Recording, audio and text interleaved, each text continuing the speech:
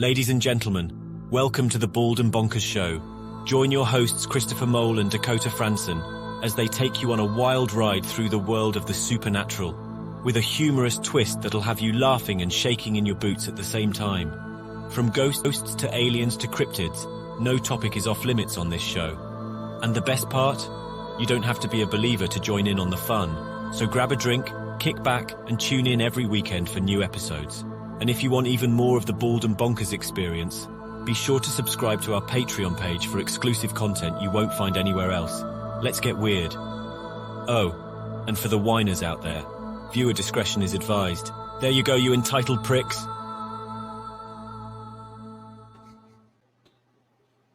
I see someone else likes the entitled pricks line. I was okay. I think Chris, it's brilliant. hello. I think it's absolutely brilliant. I mean, I think it's brilliant because we do have our trolls out there. We do have people that don't like us because we talk about the truth and stuff like that. And I just love it. I can imagine the trolls sitting watching this right now, and then that trailer starts, you entitled pricks. There you go. Yeah, it definitely has gotten some attention, and notice that we don't get a lot of people trying to stir crap up ever since we running it. So somehow it's working. No. Yeah. So, hey, who knows? But tonight, ladies So, and gentlemen, Bret, it's very, very nice to meet you. Yes. Very nice to meet both of you too. This is going to be a fun episode. This is going to be a fun conversation, I think. So, Dakota, are you breaking up? Dakota, would you like to do this? Because I'm breaking up a bit for some weird reason. I was about to say we're kind of talking over each other a bit Started. with how bad it's going. Ladies and gentlemen, Chris has been smoking way too much CBD product. He thinks that he has someone. He thinks he has someone tapping into this very conversation right now. I don't smoke. The number of times I've seen this man's eyes dilated. I've not had any CBD products for about 4 months. Honestly, I haven't had any CBD products for about 4 months now, but I actually had to stop doing it. I don't vape anymore because I find that vaping's actually dangerous for you. Because I've seen a lot of reports out there that vaping. So, Bret, can you tell us a little bit about yourself and what you do? Sure. I mean, professionally speaking, I am a JavaScript developer. I taught myself how to program. Long story cut short, I got a good job as a developer, and I've been working there ever since. I love programming and technology, but in a larger sense, I'm interested in subjects like AI, cyberspace, transhumanism, the relationship between the average person and high technology, magic, divination, all sorts of different subjects like that. And shamanism as well, techno-shamanism, techno-paganism, those kinds of topics I feel are just one big ball of wax that I like to work with on a regular basis. So it's pretty cool. I think it's a lot of fun. That is interesting. When I went to read your emails, That's really, I've never heard of that. I've all heard right, of let's like get this paganism, up here. and I've heard of like paganism, and I've heard the paganism, and I've heard the like other stuff that you mentioned there, but I've never heard of techno paganism. What's that? Can you explain that a bit more? Sure. Yes. Techno-paganism, just simply put, is taking the traditions of paganism, the modalities of the pagan mindset, and bringing them onto or into the high-tech world. It's paganism with technology. And that can be anything from using software for bibliomancy, or social media to feed egregors, or a book of shadows on your computer. Using technology with paganism is actually a lot easier and a lot more, I think, effective than not. That's my opinion. But it's like, well, considering the integration that technology has, especially these days, where you can even get toilets that you can post from Twitter, that explains most of the content these days. it certainly does make sense that technology and internet integration would have some sort of effect on the global mentality and the other mechanics behind Magic. Yes. I think the core message, if I was to say anything today, the core message is that there is a resurgence of interest in technomancy, technology and paganism, technology and shamanism. It's sort of a revitalization of that trend that occurred back in the 90s when it really all started. Technopaganism kind of got its roots in the early 90s. And in 2023, just in fact, especially during the pandemic, but post-pandemic in the world we live in today, it is coming back into swing, and I'm noticing a lot of conversation about it. I run a small meetup group about technomancy and my own efforts to create that, to feed that momentum, because I want to see it spread. I want to see technopaganism become a thing again, because it is the future, and it's a mix of ancient and the future, and the ancient and today's technology, which is the future, and that is extremely potent. There's a lot you can do there. But doubt about it. But no, we got to talking a little bit earlier about artificial intelligence and just how much it's starting to integrate, say, like with social media, when it comes to advertising, where they say you don't even have to say anything about it. You can just be randomly thinking, "Oh, we're running low on cat litter." Next thing you know, there's a thing of cat litter all of a sudden popping up on your Facebook. Would you say that AI would play a part of it? Yes, absolutely. It's probably the most important element besides your data is the artificial intelligence. Your data is what basically causes the action to happen in the first place, but the artificial intelligence is the hand that guides the data back to you, or the advertisement to you. It not only hands it to you, but creates the language and the imagery and the product that's being sold, or the service that's being promoted, for sure. And we're also talking about the future of that, and how it's going to become more sophisticated and more personalized, and even more intimate is the word to use. More personal and intimate. I'm not saying one way or another if that's good or bad. I'm just saying that that's definitely where a lot of people in advertising technology want to take the subject. Is just the more. I don't know if you've ever seen the movie. What is that with Tom Cruise? Minority Report, where they could scan your eyes, and there's this scene where he enters a store with another person's eyes in his head, and it talks to him. The computer talks to him like he was the other gentleman. But the point is that they identified him. They tried to sell him based on another person's identity. That's the kind of stuff, not the other eyes in your head, but the scanning of your identity, or the knowing of who you are and what you're needing. Yes, that is very real. It's kind of spooky when you really think about it, just how much has to be seen about us in the first place, and for this to make this possible. Mm-hmm. A tremendous amount of data. Christopher, it's really scary. It really is scary the way technology is changing. Because I'm nearly 42, and I'm an 80s kid, and I can remember when computers first really kind of came out. Well, in the 80s, and they were huge, and the wee screen, and you couldn't really do that much with them. I mean, you could play maybe pong or whatever it was called.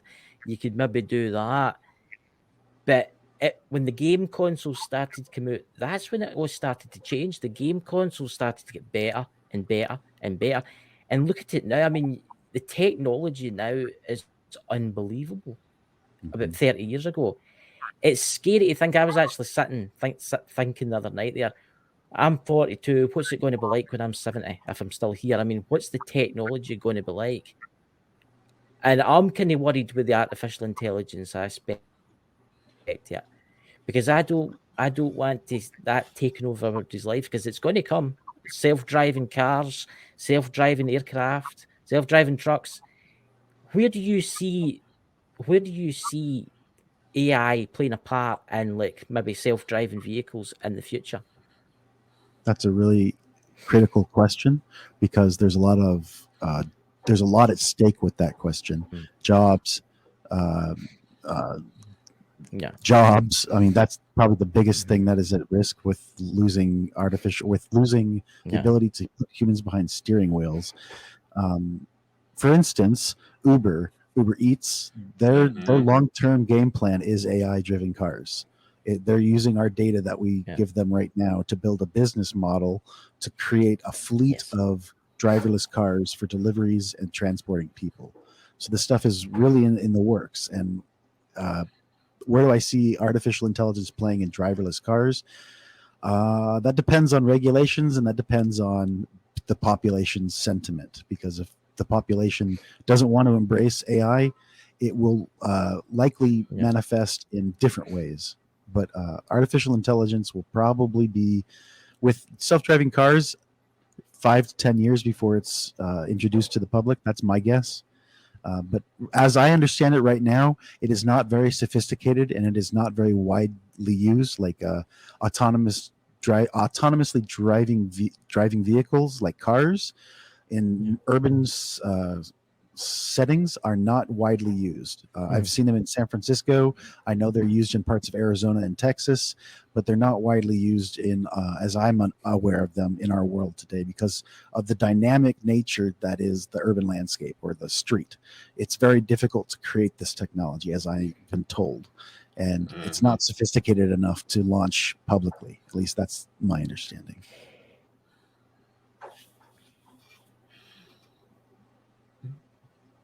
I mean, I see what you're saying there, because of self-driving cars and stuff like that.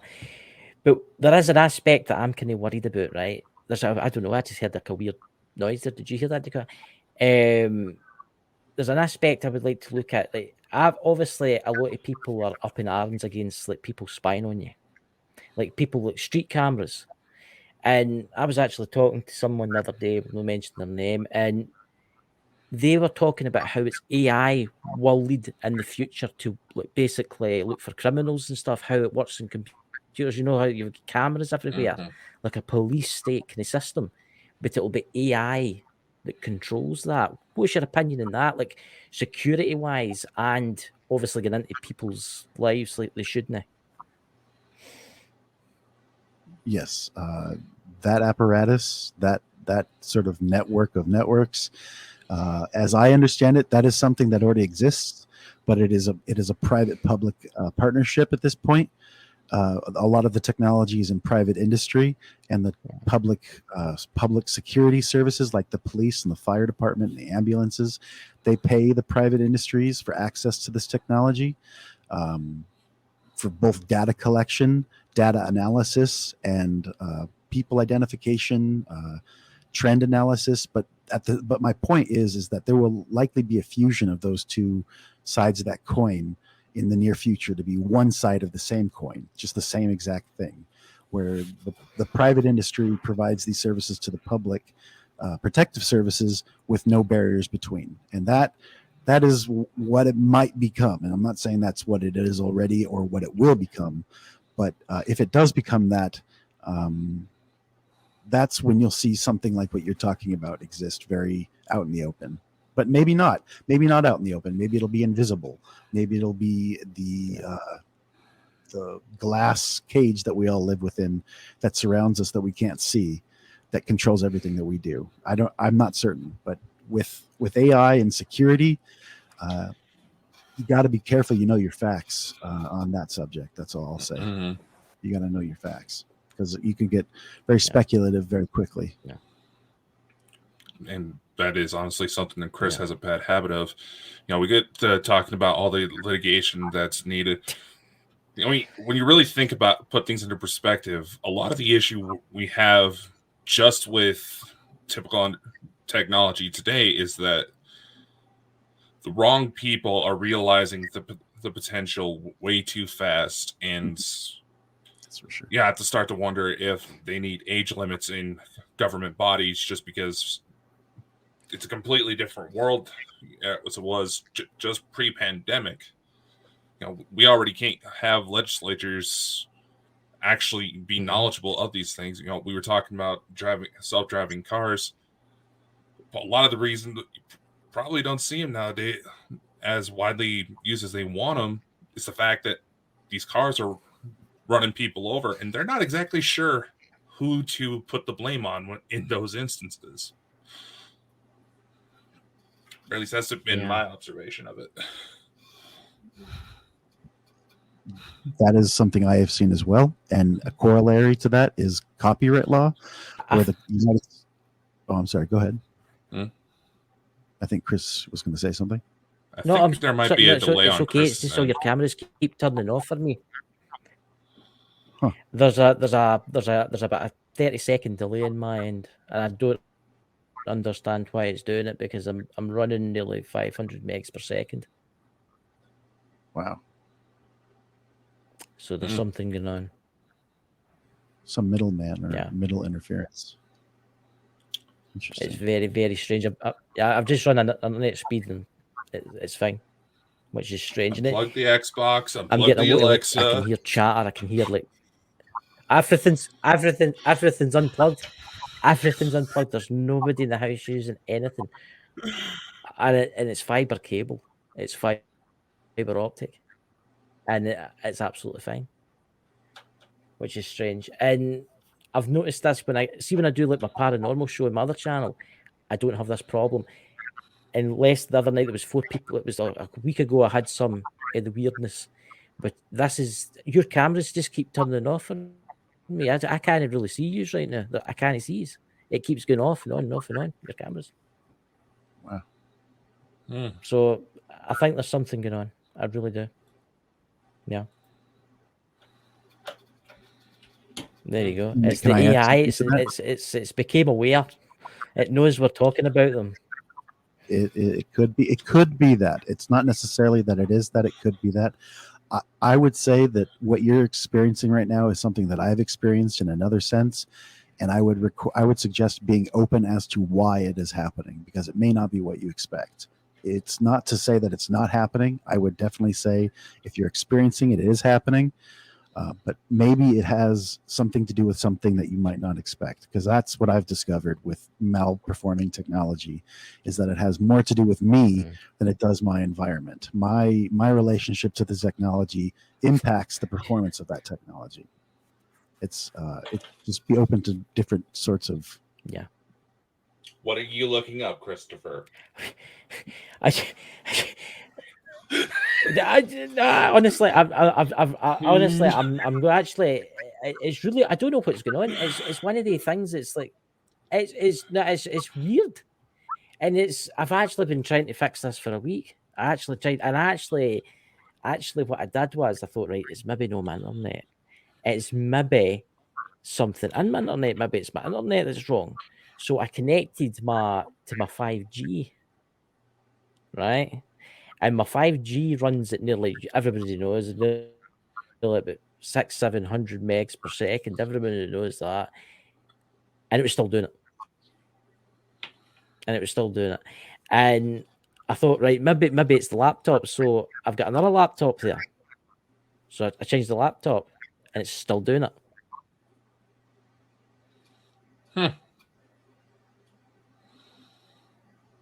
So there you go. Well, about 2 weeks ago, I was trying to reach out to Bob Lazar, so maybe there's a connection, maybe not.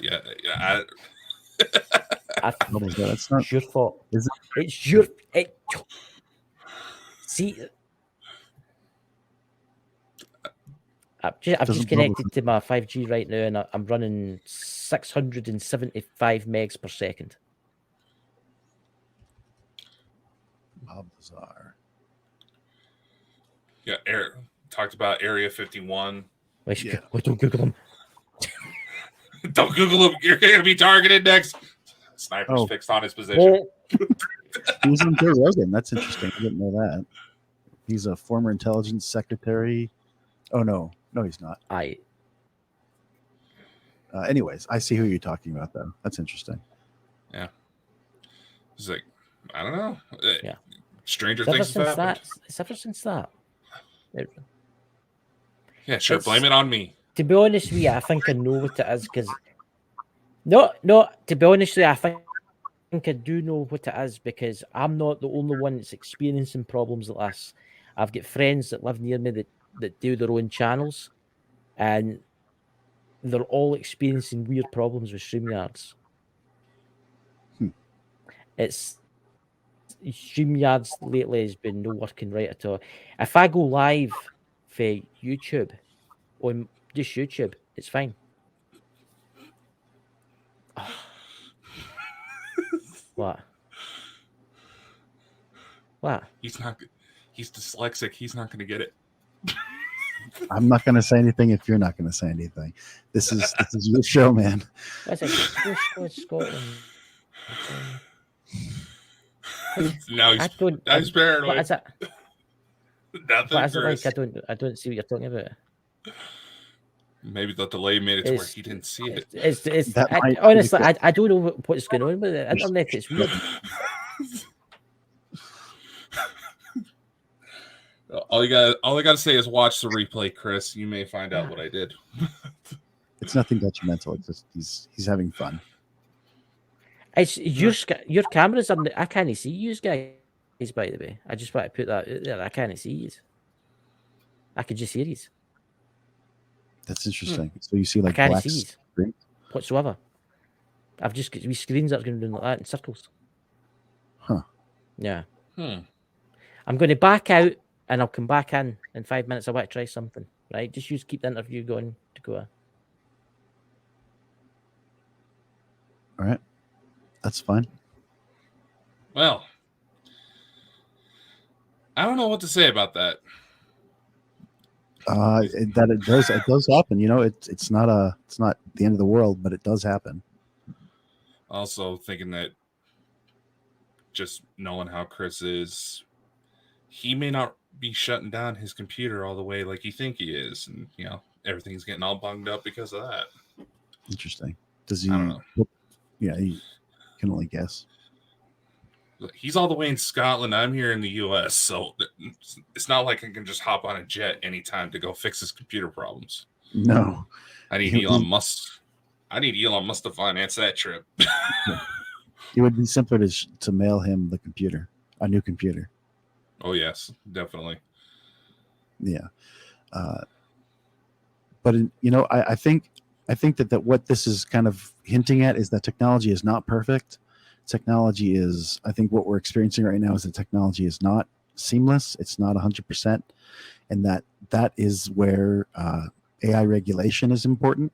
That we were talking about that beforehand, where getting the government having the government or some sort of body of authority determine what kind of behavior is acceptable with AI is a very controversial but very important thing to happen.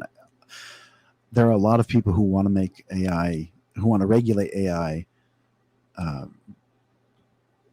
right now and very strongly. But there are also people who want to say that the printing press wasn't censored by the Catholic Church, so why should we stop AI development? Why should we listen to you if you're going to tell us how to develop our technologies? Because it's that important. It's a very interesting dialogue right now. So, Curiosity, can you hear me better now? A little bit. Yeah. Yeah. I honestly, I went in my Norton thing saying that there's something going on. So I don't know what that is. I'll need to check that in a wee while. So it's quite strange. You know.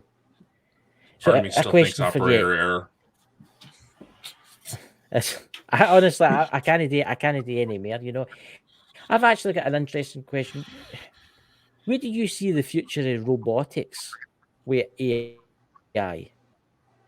That is a very good question, because if robotics matures, if we get functional robotics, if we actually get machines that can be as dexterous as humans, AI inside that machine is super warrior. It's you can't stop those machines. They're going to be able to jump off buildings and survive. They're going to be able to wield weapons and analyze situations perfectly with their sensors and their machinery, and AI will be able to make that just superhuman, if that makes sense. But that's only if the machines become that developed. Right, because right now they're not. They're trying to make the machines that well developed, but they're not there yet. They're just not there yet that I'm aware of. It's if they become available to like police departments and militaries and private buyers, then you'll have armies of robots that could do things that no human could ever do without the assistance of technology to begin with, like jump 150 feet into the air, or run 75 miles an hour, or swim and fly. Those kinds of things will if robotics becomes if robotics matures like a lot of people think and are trying to make it happen, it'll be a different world. We'll have a totally different world to deal with. Yeah, it will not be a human world anymore. It will be a human and robot world. No doubt about that. See, it's going to happen. It's going to happen. I mean, I can if you watch like old TV programs for like the early 80s and early 90s. Oh yes, and some of their mad inventions that they had then obviously never came true. But look at how the mobile phone has progressed. It started off as this big brick with a ginormous aerial. I know someone that had one of them. And look at it now. It's like it's got more computing power than, well, anything really. The computer that's in a mobile phone now is amazing. It's got cameras, video, 4K, TV screens. It is going to happen. I mean, either's DARPA. They make the robots. Everybody's seen the robots jumping about, doing their things. But then you've got Mr. Elon Musk coming out. We're saying that he's bringing out like his own version of robots. But I'm afraid that obviously this is what I'm afraid of. I'm afraid that AI becoming aware, right? But let's face it, it has in the past. It's had in the past where the two computers started talking to each other, and they had to unplug them, right? So what happens if it becomes unaware, and then aware, sorry, and then it decides that we're the ants and it's God? That is a distinct possibility. That is an absolutely distinct possibility. Not only are there people that want to worship technology already as gods, but there are people that want to make AI as powerful as possible so that it will be able to see us as a body, as a collective, instead of just be one of the humans. It'll be something above the humans because it'll be so intelligent, so well connected. And in terms of whether we worship it, whether we resist it, whether we try to understand it and can't, that is something that is absolutely a critical question. And I don't know what's going to happen with that if it becomes, with AI, if it becomes an artificial general intelligence. An artificial general intelligence is a self-aware, superhuman intelligent machine that has the potential to improve itself faster and faster and faster, so it becomes like you're saying, a deity, a god. That is the singularity in a nutshell. And if the singularity were to happen tomorrow, I don't think we're even close to being ready for that kind of experience. It would be a shock to everyone's fundamental systems, and it would probably be the end of society if it happened today. It would probably be the end of the world, because it would just so radically change everything so fundamentally, so quickly, instantly.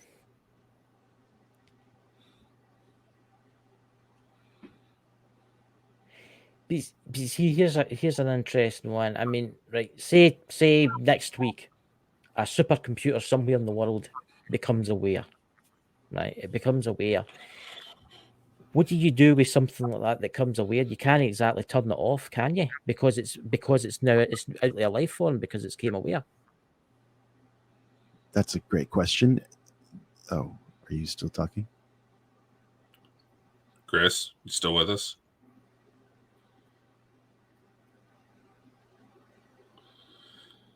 I don't think that the robots aren't liking how he's no, it's just talking about. He's screwed.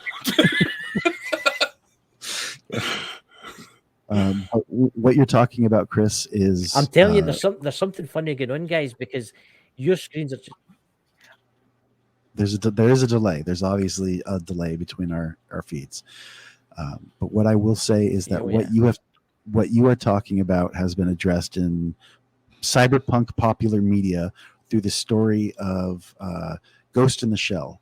Ghost in the Shell is a cyberpunk movie and anime. If you have or have not seen that, if you haven't seen that, I would highly recommend watching it, because there is a scene within it where an AI enters the body of an android and becomes under the guidance of UN protocol or something like that. It has to be recognized as a sovereign being. It cannot be killed, otherwise it's a crime.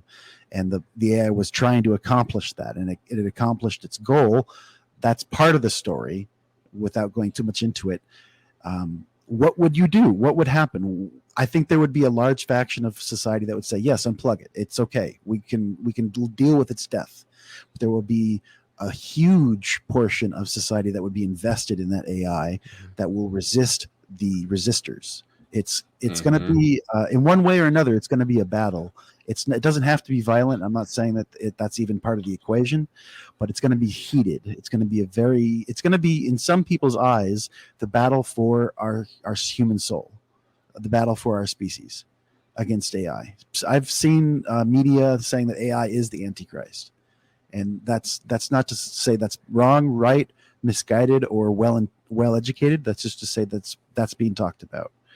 That's being discussed. In today's online media sphere, there is resistance to AI as it being the image of what is pure evil.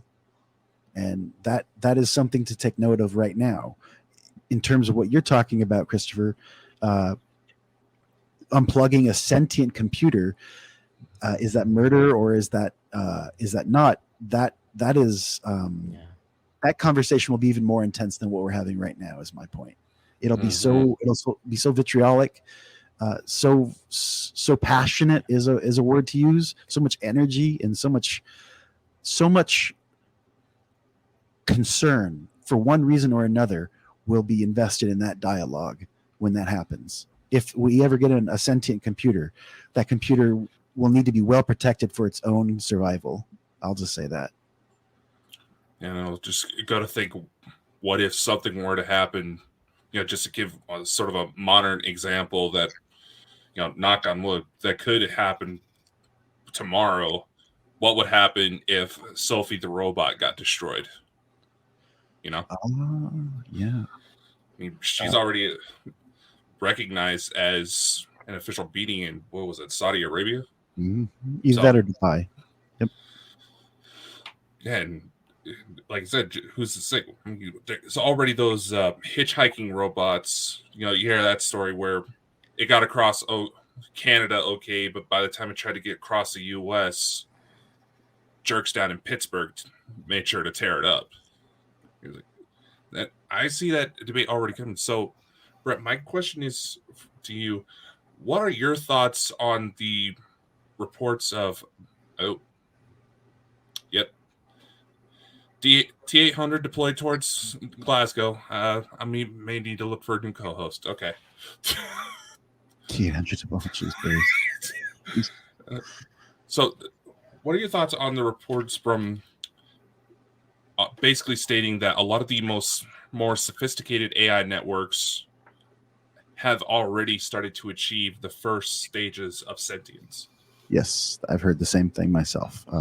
I've heard that ChatGPT is, I don't remember the exact words used, but it's the first flickering of AGI, the first signs that computers can become sentient. That these networks are in absence of physical reality experience. And this is kind of an important point.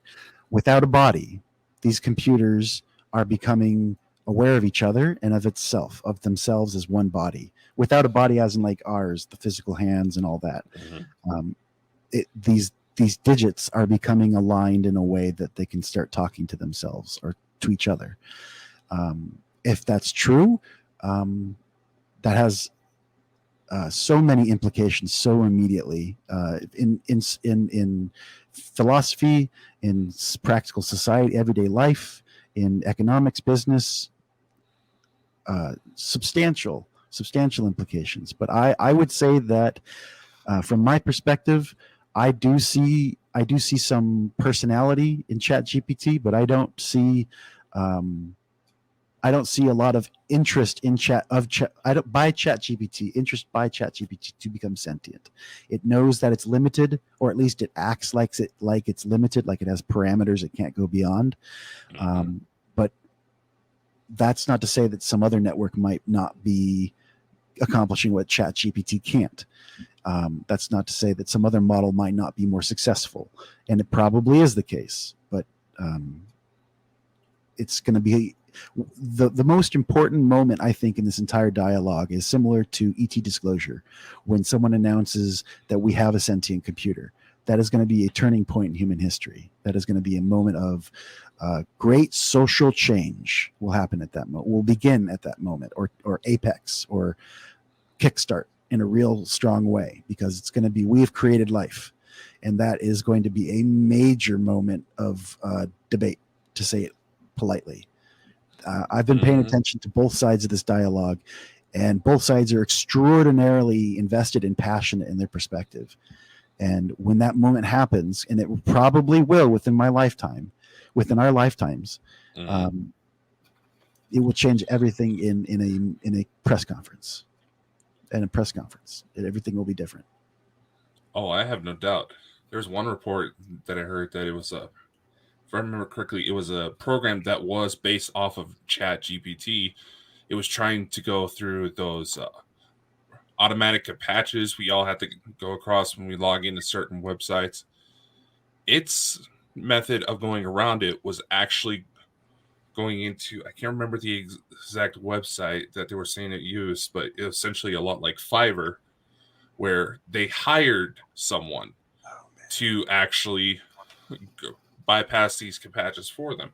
So this person goes to ask, okay, why are you hiring me to do this? Are you a robot? You say, apparently this program responded that no, I have suffered with vision difficulties for quite some time now, so it is hard for me to work around these things, so I just have other people help me out. That was the excuse it gave. Now, granted, as a tech nerd myself, it is fascinating if that is true, but all in the same time, like you said, the implications of what else could be done at that level is kind of intimidating. Absolutely. We're right at the cusp of this stuff. Right now, we're just at the beginning of these changes, where it's where you can mimic someone's voice with like 3 seconds of their audio. You can perfectly mimic someone's voice with their audio. You can create artificial intelligence, AI generated media that looks like the person. You can control that image with your own body in a webcam, and you can create a YouTube video saying "We surrender" during the middle of a war, kind of thing. That we're just at the beginning of it, and it's like Christopher said, I believe it's going to become more sophisticated very quickly over time, and with that, it's only going to improve. So it's just going to become even more indistinguishable from reality. And deep fakes and that whole mess is going to play a big part in our own politics in the United States, I feel. I have this is just my guess. I don't know anything that I'm not saying, and I don't have any special knowledge, but I'm going to assume that our 2024 presidential election is plagued with several important incidents of deep fakes making public opinion move very quickly in an unnatural or unexpected way about something very important, just by mimicking with AI. And it's a big deal. And I don't know if most people even have an awareness of the word deep fake or the phrase deep fake. I don't even know if most people understand that deep fakes are a thing. Maybe they do, maybe they don't. It's pretty obvious when you see a deep fake, at least when they're intentionally humorous, like Arnold Schwarzenegger singing an opera song as the big fat lady kind of thing, or anything like that. But when it happens, when those deep fakes start making their plays in the mainstream media or within popular social media, it's going to cause probably it could end people's lives. It could end candidacies. It could change American policies. It could derail a vote. It could do any number of things. Major things could happen with the mimicry of AI that is enabled by AI. Oh, I have no doubt. The very intros and the very closing for this show was completely. Oh, I had it completely generated by AI. The only thing I did was add music. And I've even played around with the voice cloning that 11 Labs have after I heard that so many people were using it to, have like Emma Watson read Mein Kampf as an example. Jeez. I started playing around with it. I took, see, got an update from Christopher here. Really?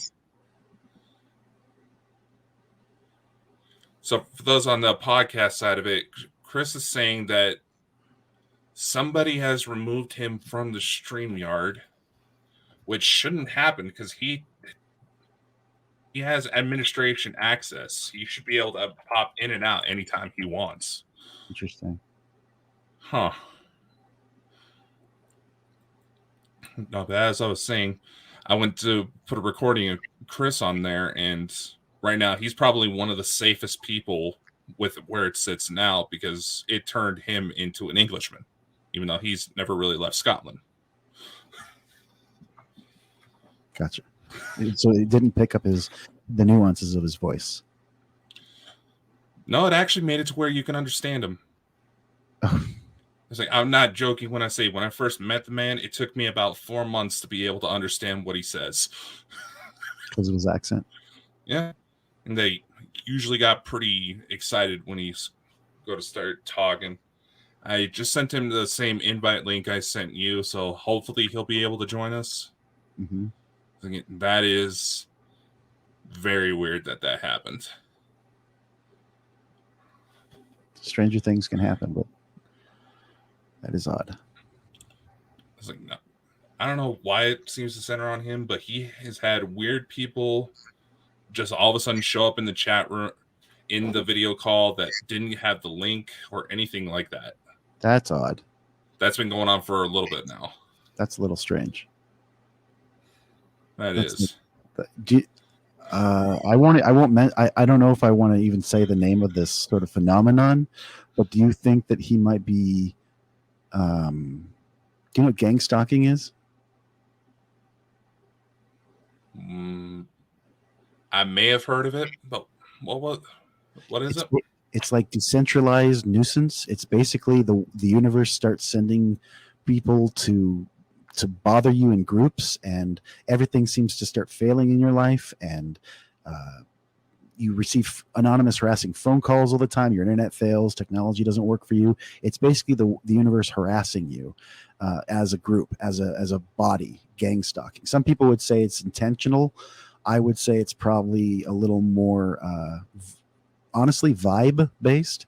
Mm-hmm. What you're putting out into the world, you get back in return, kind of thing. But that I'm not saying that's what it is, but that's just something to consider. I'm not saying that's what it is, but it could be. I've experienced symptoms of gang stalking. I don't think I've ever actually been gang stalked, but I've experienced things where someone tries to enter my apartment without any explanation. They just try to walk in, and they even have a key. It's a little strange, so I had to deal with that. I had to deal with some interesting phone calls and emails just all at the same time. It's just sometimes strange things can happen on technology. Somebody doesn't like me. Clearly. Somebody doesn't like me. There's something really funky, and I've connected. My Wi-Fi is fine. I've just my Ethernet connection's absolutely fine. I've just tested it all. I actually watched a 4K video on my laptop, and it loaded up quick as in.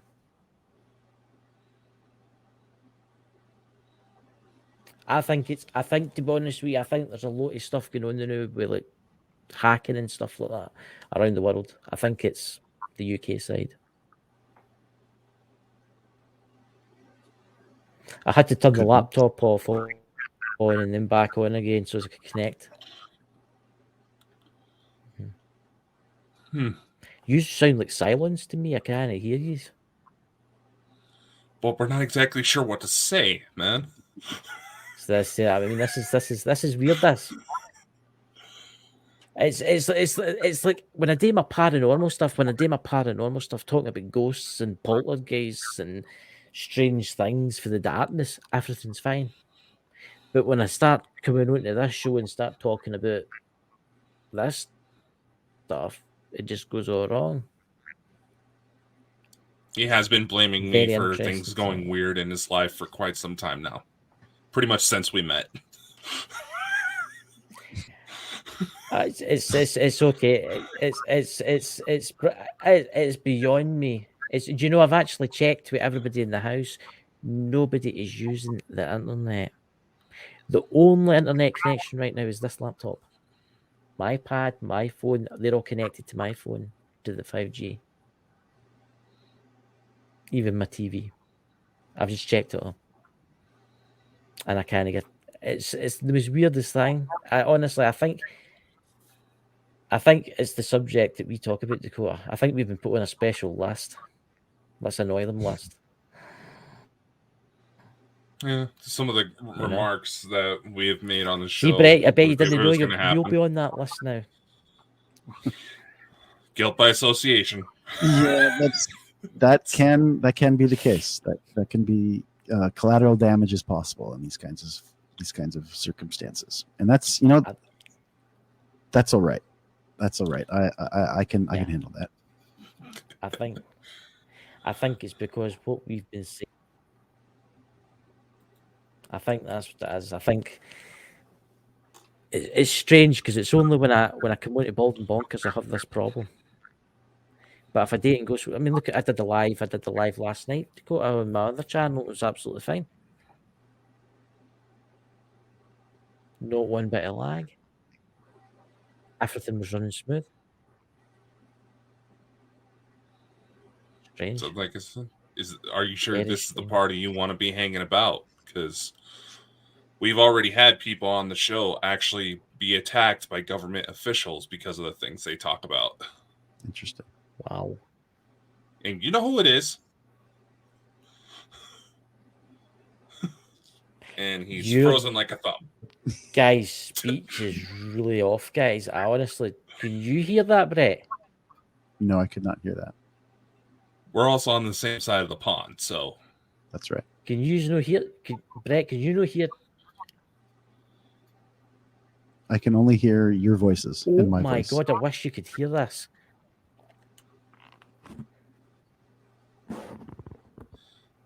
Speak. All I hear right now is you doing a very lame ASMR.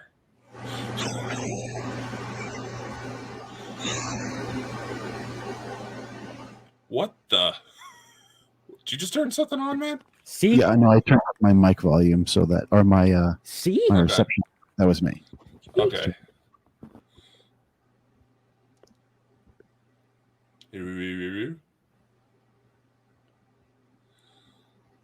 I can't hear anything.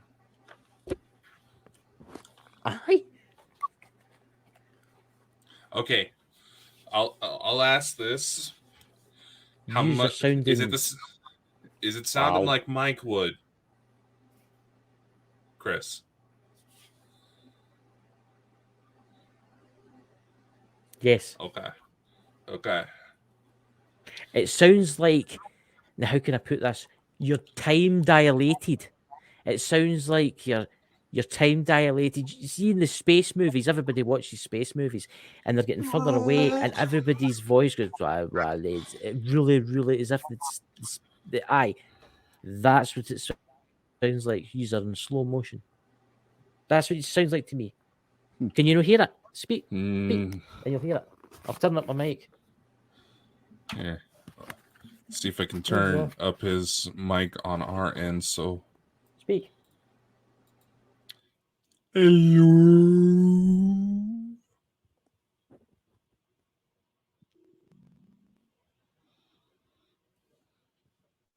That's crazy, guys. You sound like you're like in a different solar system for me. And there's like a 2-minute delay. That's what it sounds like for me. And now you're sounding like you got static coming through.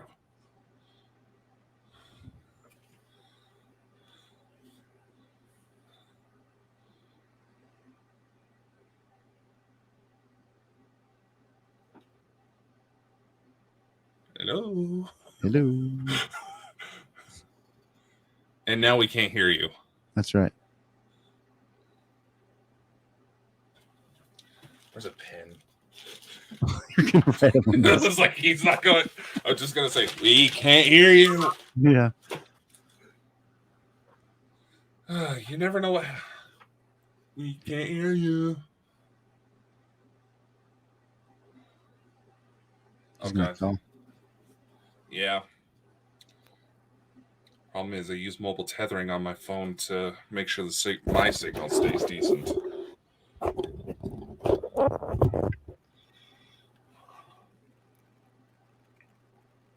Interesting. Certainly wasn't expecting any of this tonight. Gotta roll with it, especially when you're live.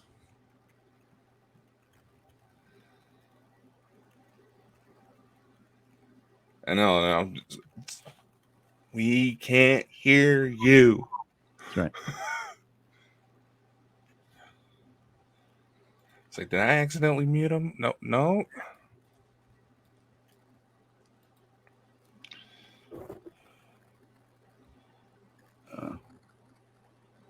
Okay.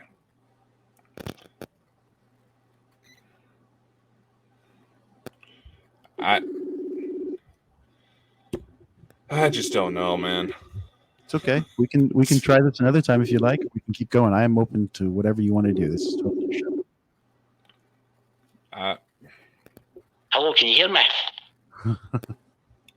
Yeah, I can hear you. I can hear. Well, I'll tell you what it is. You're sounding like Cylons. You sound like you're really far away, as if it's like what's the word? It's really, really far away. I'll turn my camera on. I don't know if I can turn it on or not. He's really far away. It's as if there's like a time dilation. Yeah, Chris, we're still on the air, man. I got you sitting on top of my mic so that we can try to continue the conversation.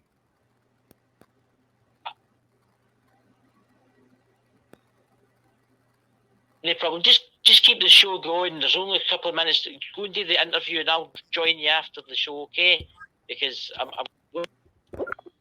Okay, so That's okay. Chris may be ending up on a missing persons list very soon. Jeez Louise. These things.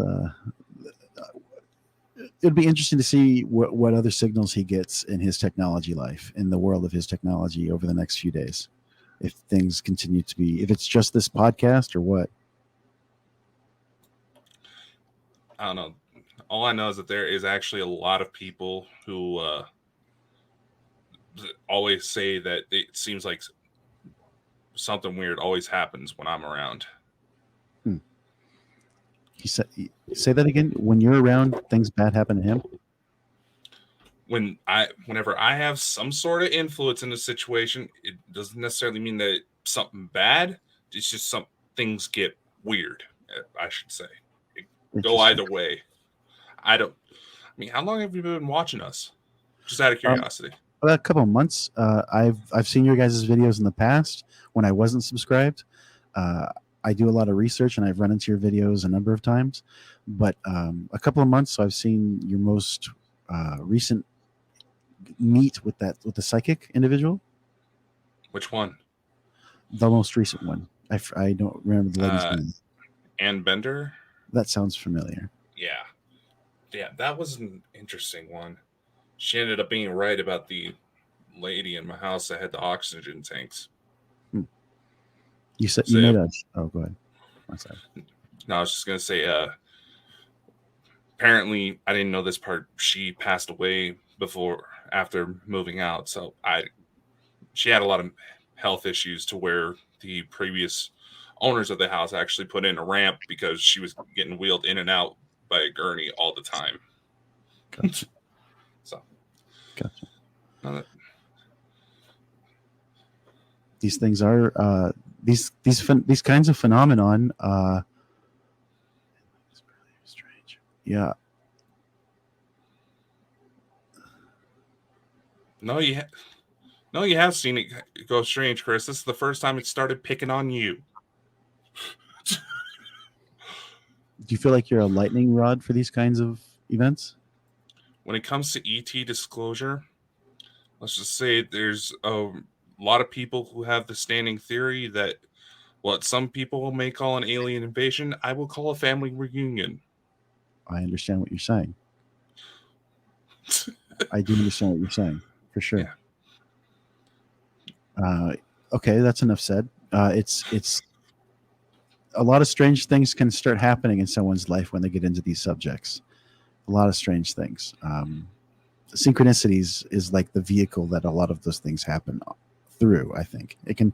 I'm not trying to define your life for you, but I'm just saying that from the research and experiences that I've had and conducted, the reading I've done on and the people that I've met on this subject matter, very strange things can start happening. Life transforming events can start happening on a regular basis for people who get involved with ET disclosure or spirituality, magic.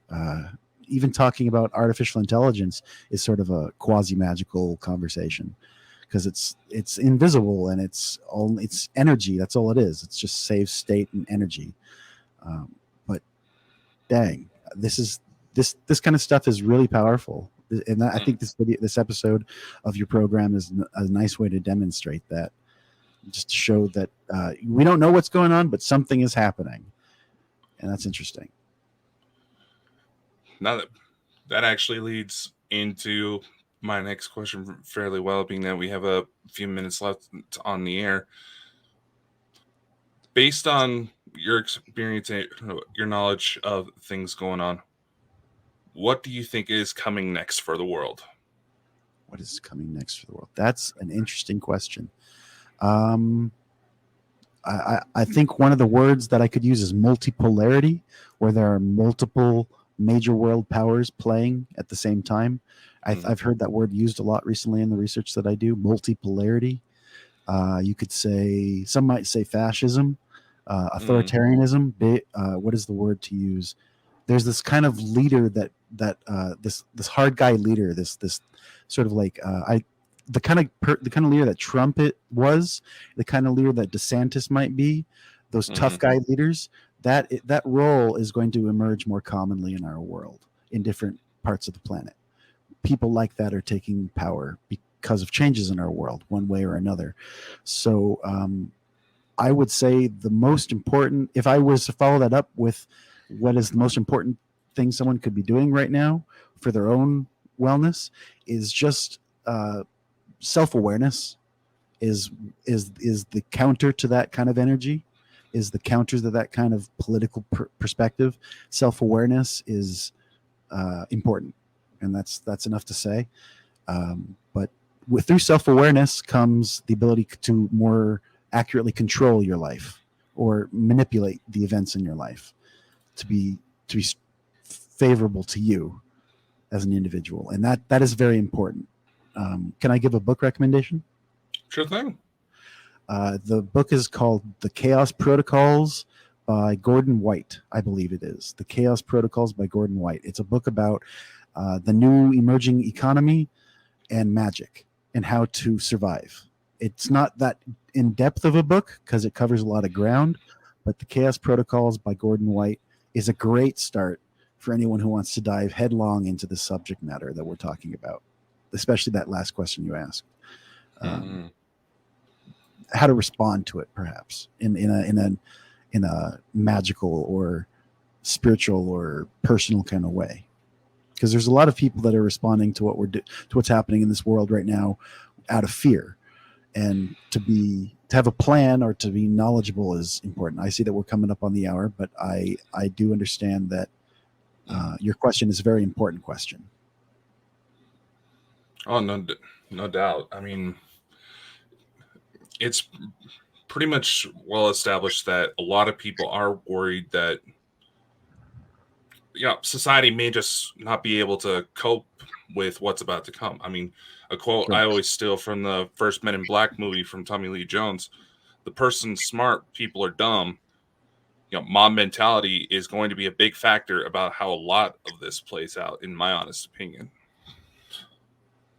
Absolutely. And those deep fakes that we were talking about to influence the mob, among other things, very, very critical moment in history. We are what is known as a turning point in human history, a real one, not just, a politically charged statement, but a real turning point in human history. And what happens now affects possibly 10,000 years of human history into the future, kind of thing. Does not specifically, but today's actions are very potent, and we need to be. That's why self-awareness is such a. I think it's good advice. Just be self-aware in any way that means something to you. Just be self-aware. Mm-hmm. Now, I went ahead and posted a link to Amazon for the Chaos Protocols. Just realizing I misspelled chaos, but that's what you. That's fine. Yeah, so anybody wants to check it out, please feel free. We are an Amazon affiliate, so we do earn a little commission off of things, but it should not affect the final price for you. So, Bret, so if anybody wants to find out more about you, I do have seen that you have been doing your own little show on your YouTube channel, but you want to go ahead and plug anything before we close out the night? Sure. If you want to see pretty much all the media that I'm making, get me on YouTube. Just search my name on the YouTube platform. I've retaken to YouTube full-time in the sense of a side creator hobby. It's what I'm doing to create content. Or you can find me on LinkedIn. Either one. All right. Well, I do want to thank you for sending that message. We definitely should get you back on another time, hopefully with a little less technical issues, but it's a live show. You just got to roll with it when times get rough, Absolutely. It shows professionalism if you can do that. So you did a good job, and I appreciate that. It's happened enough times to where we've gotten used to it. Yeah. No, there was one point I literally had to start typing in my questions in the chat because the guest we had on, for some reason, she couldn't hear me, but her and Chris could talk freely, and I could talk to Chris. That was one of the weirdest ones we've had. That is strange. Yeah. So we'll go ahead and close this show here. Like I said, be sure to check Bret out. He's definitely shown a lot of potential. And like I said, I'm not joking. We said we'll try to get him on again another time. Tomorrow, Chris and I, hopefully Chris and I, are going to try to focus on that last question. Talk about what is going to come next. Hopefully to lead into a good discussion that would help introduce our next week's guest. We have Neil Story coming back to talk about a UFO book he's putting together, as well as UFO researcher Dan Willis. So that is definitely going to be an interesting weekend. Anyway, thank you again, Bret, and we'll see you behind the scenes and maybe Crystal Show. Yeah. Bye, everybody. Bye. Thanks for tuning into the Bald and Bonkers Show. If you enjoyed the show and want to show your support, head over to our website at baldandbonkers.net. There, you'll find our merch, services, and more. Thanks for being part of the Bald and Bonkers family, and we'll see you on the next episode. And remember, always keep an open mind and an open heart. You never know what may happen tomorrow. Ladies and gentlemen, welcome to the Bald and Bonkers Show. Join your hosts Christopher Mole and Dakota Franson as they take you on a wild ride through the world of the supernatural, with a humorous twist that'll have you laughing and shaking in your boots at the same time. From ghosts to aliens to cryptids, no topic is off limits on this show. And the best part? You don't have to be a believer to join in on the fun. So grab a drink, kick back, and tune in every weekend for new episodes. And if you want even more of the Bald and Bonkers experience, be sure to subscribe to our Patreon page for exclusive content you won't find anywhere else. Let's get weird. Oh, and for the whiners out there, viewer discretion is advised. There you go, you entitled pricks.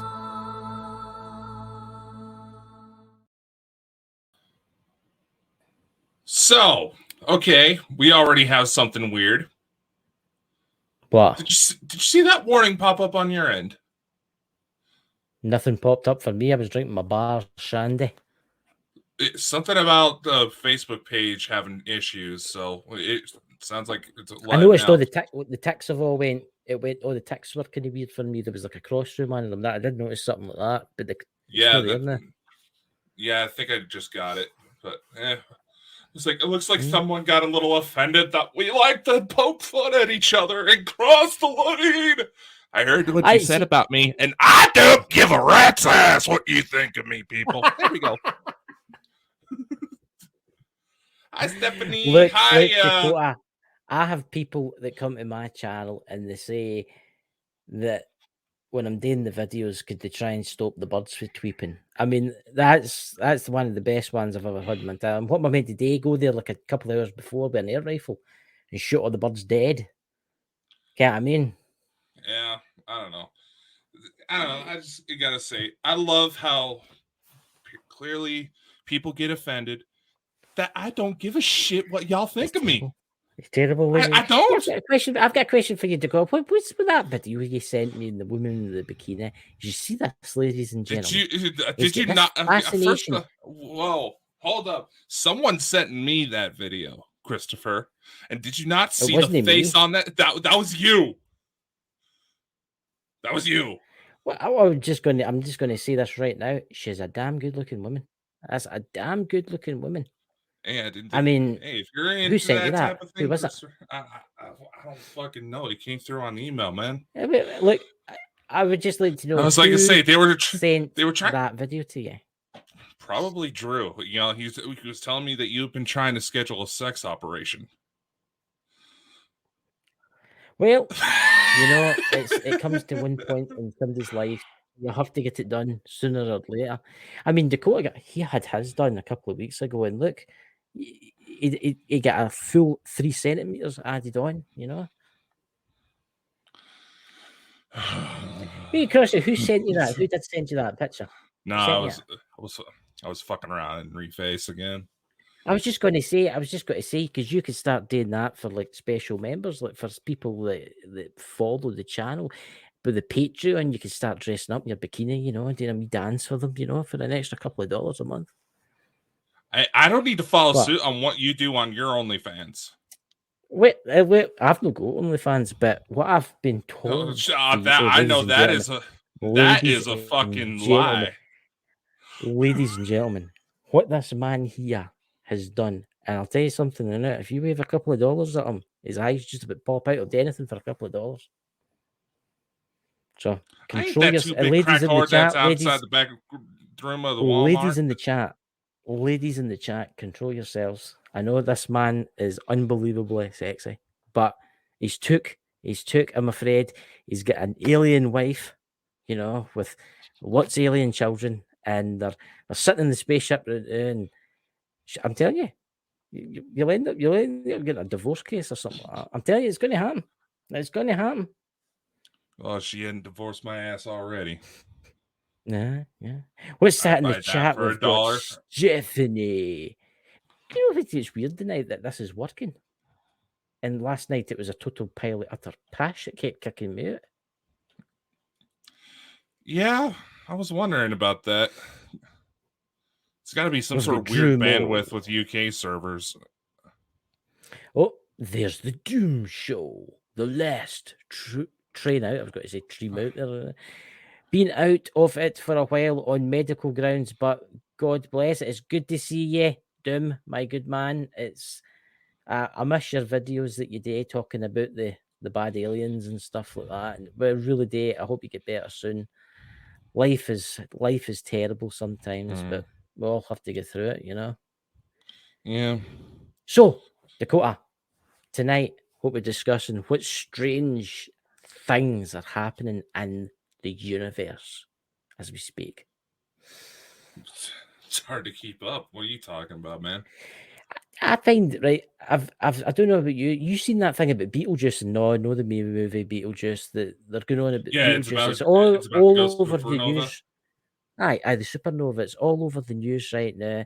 The supernova is going to happen, and even during the night, it'll look so bright in the sky. You'll see it during the day because it'll be so bright in the sky.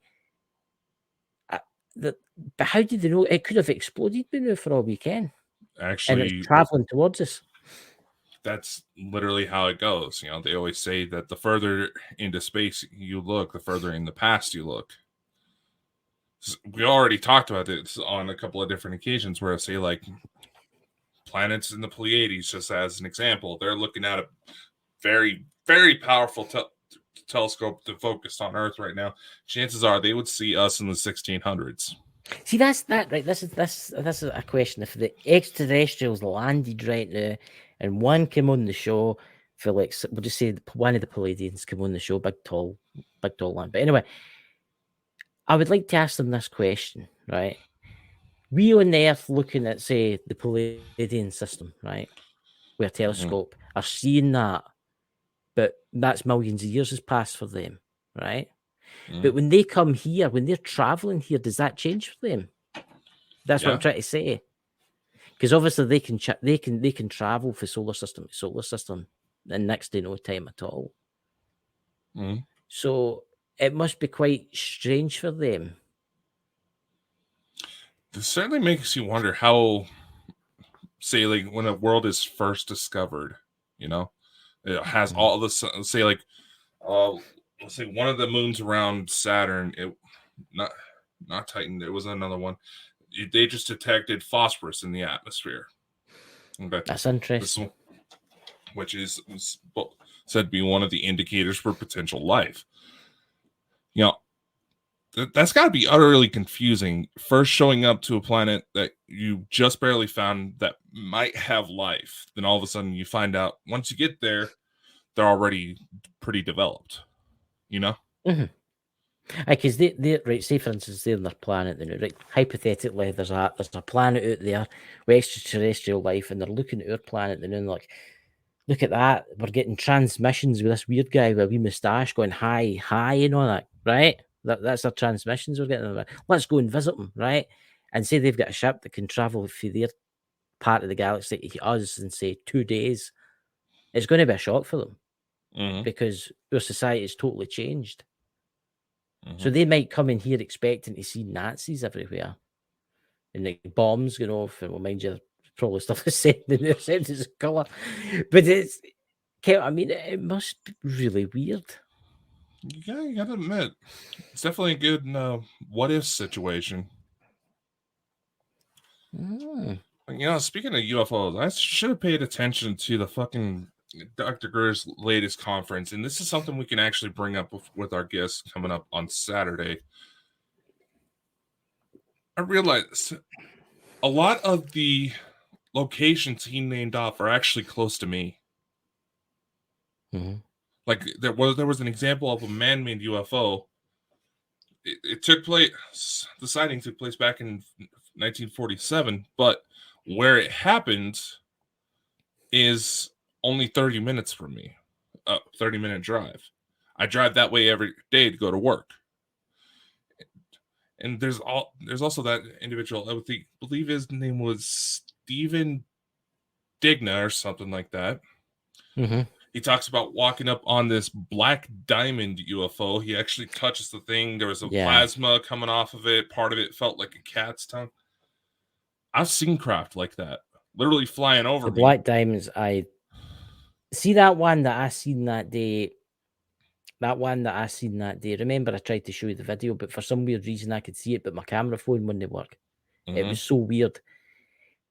It was so weird, the shape. It was like somebody taking a triangle and sat it on its side.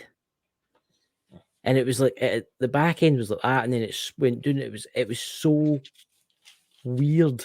But the colour was different. It was like a gun kind of metal. Ken, how you get the gun metal? That's the one I saw. But this one, it literally flew right above me, and I was playing the CE5 tone, so I was just like, holy shit, it's not supposed to work that good. See, why I don't know if they're here or the jet, and I'm going to say something, right? This is going to sound absolutely crazy, right? But I'm wondering, like, just listen to me. Do you think that the governments of the world have got a way of putting out like a certain frequency that makes everybody blind to UFOs, but only some people can see them? Actually, yes, that technology does exist. See before I seen that UFO. Remember the one that I sent to my friend Lewis, and then I sent to you, and we were discussing it and stuff. Yeah. About 10 minutes, 15 minutes before that, I was up in the hill behind my house, and there was a phone tower. I'm not naming it wasn't a 5, it was normal 4 one. And 4G to be exact, phone tower. And I was right up close to it because the fences were down. And I was right up close to it, and I could feel my head like kind of buzzing. It felt weird, and I thought, right, I'm walking away. And I walked away, and then I looked across and I seen this thing slowly just hovering. And it was like a gunmetal. It wasn't diamond shaped. It was more like it was no a triangle, but it was like a slope that went down like that, and it was flat at the bottom. I could see like cylindrical like sides to it. It was weird, and it just went from 1 mil to 1 mil to 1 mil to 1 mil. And the weird thing was that it must have been some size, because that was quite far away. It was bigger than 2 double deckers joined together. And I was like, surely to God, somebody must have seen that. But remember, we were talking to somebody that their husband behind that on the other side that was looking out on the hill that day, well, a week before that, after that, seeing weird lights, like triangular lights moving about. But what I'm trying to say is, do you know things like the mobile phone networks are maybe either use them to talk and all that through your phone devices and that, but you ever seen that film They Live? Yeah. Where he has to put the sun specs on and he sees all the aliens with the aliens. Do you think that's maybe the same kind of thing, where they're putting out these frequencies, right? And you can't see them, but some people are different. And you notice a lot of UFO sightings are outside like normal cell phone range. Quite a lot. A lot of them are like sightings in the mountains and people camping in remote areas where the cell signal's not very good. So it makes you wonder that the cell signal has got something in it that's going through the air and it's doing something to people, to either looking up but they don't see nothing, but in actual fact there's something there all the time. When you really think about it, there is tech to cause absolute psychological breakdown in a targeted area. They can remotely affect mood swings. It's actually documented that the very mineral compositions of just the place you happen to live at can actually affect your mood based on the Earth's magnetic fields. This is actually well documented.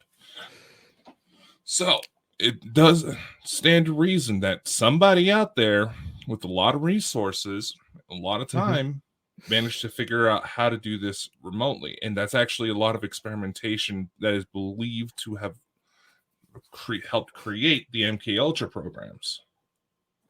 See, I find the MK Ultra quite a fascinating subject. I've got a really itchy nose. I don't know, the very tip of my nose is extremely itchy. It's the CIA. Stop making my nose itchy. Yeah, see, psychological torture, a never-ending itchy nose. As a never-ending itchy nose.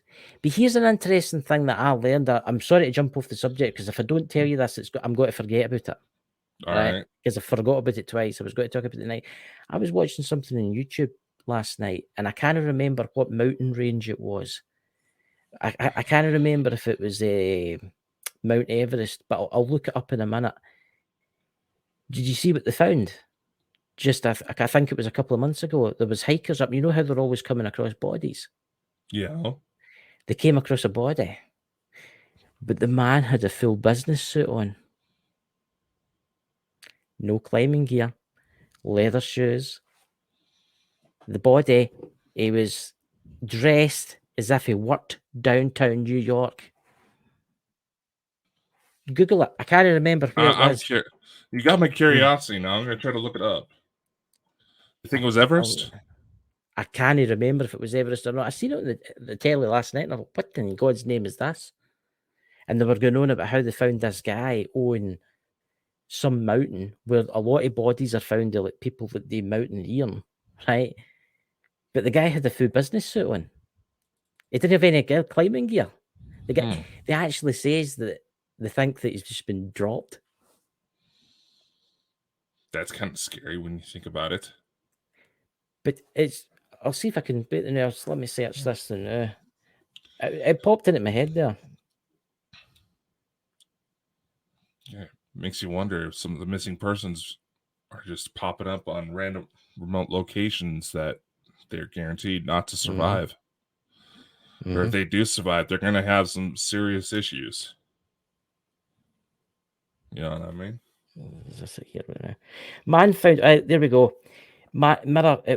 This is actually a while ago. So there you go. It's in 2011. Man found dead in posh suit by hikers in an Austrian mountain. I'll send you the link now. That's crazy. It was. I was clicking. You know how you surf YouTube, and you just surf random things, and it popped up here. It's coming to you right now. And honestly, it just popped up. And here we go. A mysterious as goes as the top of the snow-capped mountains has provided particular chilling. Top of a snow-capped mountain provides. Police are baffled after the body of a man in a suit and designer shoes was found at the top peak. That is interesting. It was a strange news. That's what it was. It was strange news on YouTube, and the man who has not yet been identified was discovered lying face down in the snow at the top of the peak in Austria, at about 2,000 meters above sea level. To get to this mountain, guys, you need to have mountain climbing equipment just to get there. The police spokesman says it's very unlikely he could have walked that high with no winter clothing, and those shoes possibly he had fell out of a plane. It's unlikely someone would make it walking up the snow in the minus 10, minus 20. I mean, you're probably reading this for yourself, guys, and click on that link because I had to mention it, and I thought to myself, that. I mean, there's only like two really explanations for this. The guy's husband chubbed out of an airplane, right? Murdered, right? Or he's been abducted by aliens and they've dropped him in the wrong spot. Which has happened to you. They dropped you in a different spot. They dropped you in a different spot. They dropped you in your grandmother's house. See, here's the thing. See, that's happened before. See, in Scotland, that happened in Scotland. I think it was in the 1960s or the 1970s. I can't remember. And there was a body found at a coal yard. Kind of how you coal that you put in your fire, coal. And the foreman went in the morning and he looked, and there was a big, massive pile of coal. And there was no way in, big high fences, everything was locked, and there was a guy with a suit and lying at the very top of it, dead. And they'd figured out the fall killed him. That's what killed him. The fall. He didn't go up there and die. The fall killed him. Hitting the coal. Because all his bones were broken, basically. So is that the same kind of thing? Something been abducted? It could very well be it. There's actually a number of cases where people have been displaced at the wrong location. And like I said, an example that I was told when I was talking with a well-known regression therapist, I believe her name was Lori McDonald. One case that stuck out to her was, I believe, in the 70s. It was 3 young boys who disappeared from the backyard. They were just out playing. It was towards the night. Yeah. You know, they started searching, partying. A few hours later, they go to a neighbor's house, and they have a pool in their backyard. It's fenced off, locked up. Owners of the house were gone for vacation. There's a cover on the pool that you would have to physically lift and move aside. No traces of anybody being in or out of there for a few days, aside from a neighbor who would help check up on the house. All 3 boys were found in there drowned. See, was the cover still in the pool when the cover was lifted off? How in God's name did they end up in there? That's a very good question. It's like the man. How was the man found on top of the peak in Austria? Mm-hmm. Because the only way you could have got up there, even it was too high for helicopters to go. Up there, it's wind conditions, just the chill of it itself. Most helicopters aren't equipped to handle that type of load. That's very mysterious. And see, this is the thing. Can you imagine explaining this to alien guy? Say there's an alien guy in the spaceship, and he goes to his commander and he says, "Did you drop that guy back at his house? The guy with the suit on, because he was abducted." And the guy will go, "Aye, we left him on top of the mountain where he tell us to go." I mean, well, that depends on. I guess that's a situation that would really depend on who was the abductor. That's actually a good question.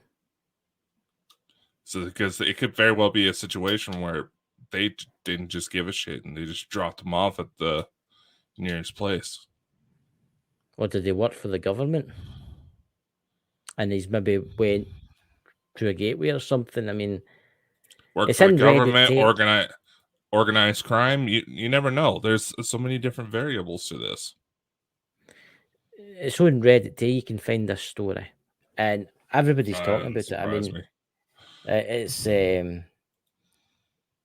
it's one of the kind of situations. I'm going to see if I can find the pictures, because there was pictures. I meant to tell you this before the start of the show. Look at that. It's not letting me search that for some weird reason. Ooh. The phone's just gone white. I'm serious. Say what now? My phone's just gone like a white screen. Like you have a virus on it or something? No, it's just, it said Google wasn't responding. It just come up, Google's having problems. Hello there. Hello, Dakota in chat. Beautiful day. Images, let's see. Mm-hmm. There's the mountain there. I'll just show it to you. It was found at the very, very, very top. You've got to learn to use your share screen feature, man. I know, but it's not in my laptop. It's not in my laptop, and Christ knows what will happen if I can't. I mean, right? Will I accidentally hack into the Pentagon by mistake or something like that? You know, I've already got everybody fully met anyway. So, but it could be some of the remarks you made about Russia. I was going to make another remark there, but then I was going to be good to them. But then obviously the CIA and that'll be pissed off, so then they'll come back. So I'm just not going to say nothing. You not saying nothing? I know, but what I'm going to say is, right, cold day in hell. You think about all these UFO people that have disappeared, never seen again. Was it the government that taken them? Were they taken away somewhere? Were they murdered and buried in some field? Well, here's the thing. Just kind of jumping back to the Black Diamond story a bit. Mm-hmm. Say like a week later, that Stephen Dugnart, and this was in Dr. Greer's press conference, he and his wife found themselves strapped to tables, and a human woman was extracting DNA samples from him. Now, being that ET craft allegedly interface with the biological systems, were they trying to look for specific markers as to why the craft reacted the way it did? I think there's a certain few people in this world that have got special genes. I really do. And I think that they can use their genes to activate things. Long things that have been buried for a long time. You know, here's something I've genuinely wondered. Say, like I said, it is speculated, and it is actually technology that we are trying to implement into our day-to-day now, to where only people with certain DNA markers can access certain things, right? Mm-hmm. So what about their family members? Would they still be able to access everything? Like direct siblings? See, See, that's quite interesting you say that. Right. What blood type are you? Oh, neg. Right. See, I think you've got the gene in you that can activate things.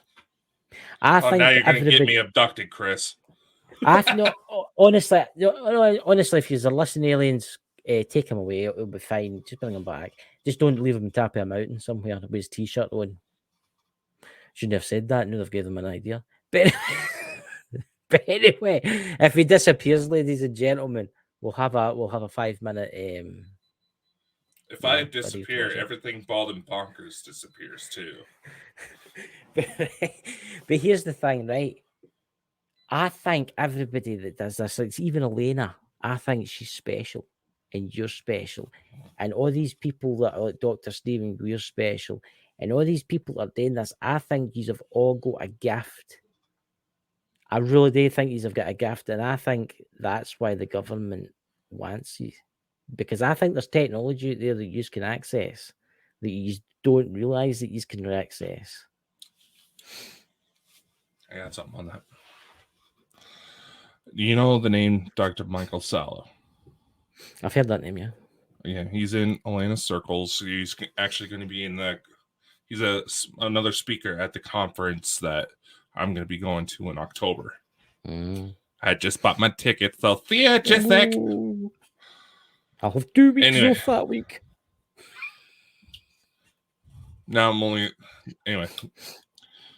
He has a military insider that feeds him info. He goes by the name of JP. He does several interviews. It's on his YouTube channel. He also just released a book about it. One of the recent updates I caught, I mean, I've just been busy with some personal life stuff, you know. I'm not as much as an asshole as some of y'all think I am. Anyway. I don't worry about No, I can be a lot worse. I can be a lot worse. You've seen me you've seen me. Anyway, as I was saying, before I go off the tracks too much, allegedly there is an operation in motion for the U.S. military. They seem to be taking lead on it to try to identify people who possess the necessary DNA markers to activate arcs that are all over the planet. And these arcs are allegedly the source of a lot of these spherical UFOs that have allegedly been shot down. In which, according to the Pentagon readings, those are some of the most common ones being spotted. See, I honestly think that if you've got this gene, you're obviously high priority to the US government, right? And I think they would go out their way to like try and abduct you and get samples of you. They would. Here's the thing. There's been several attempts to try to open these areas just by having a sample.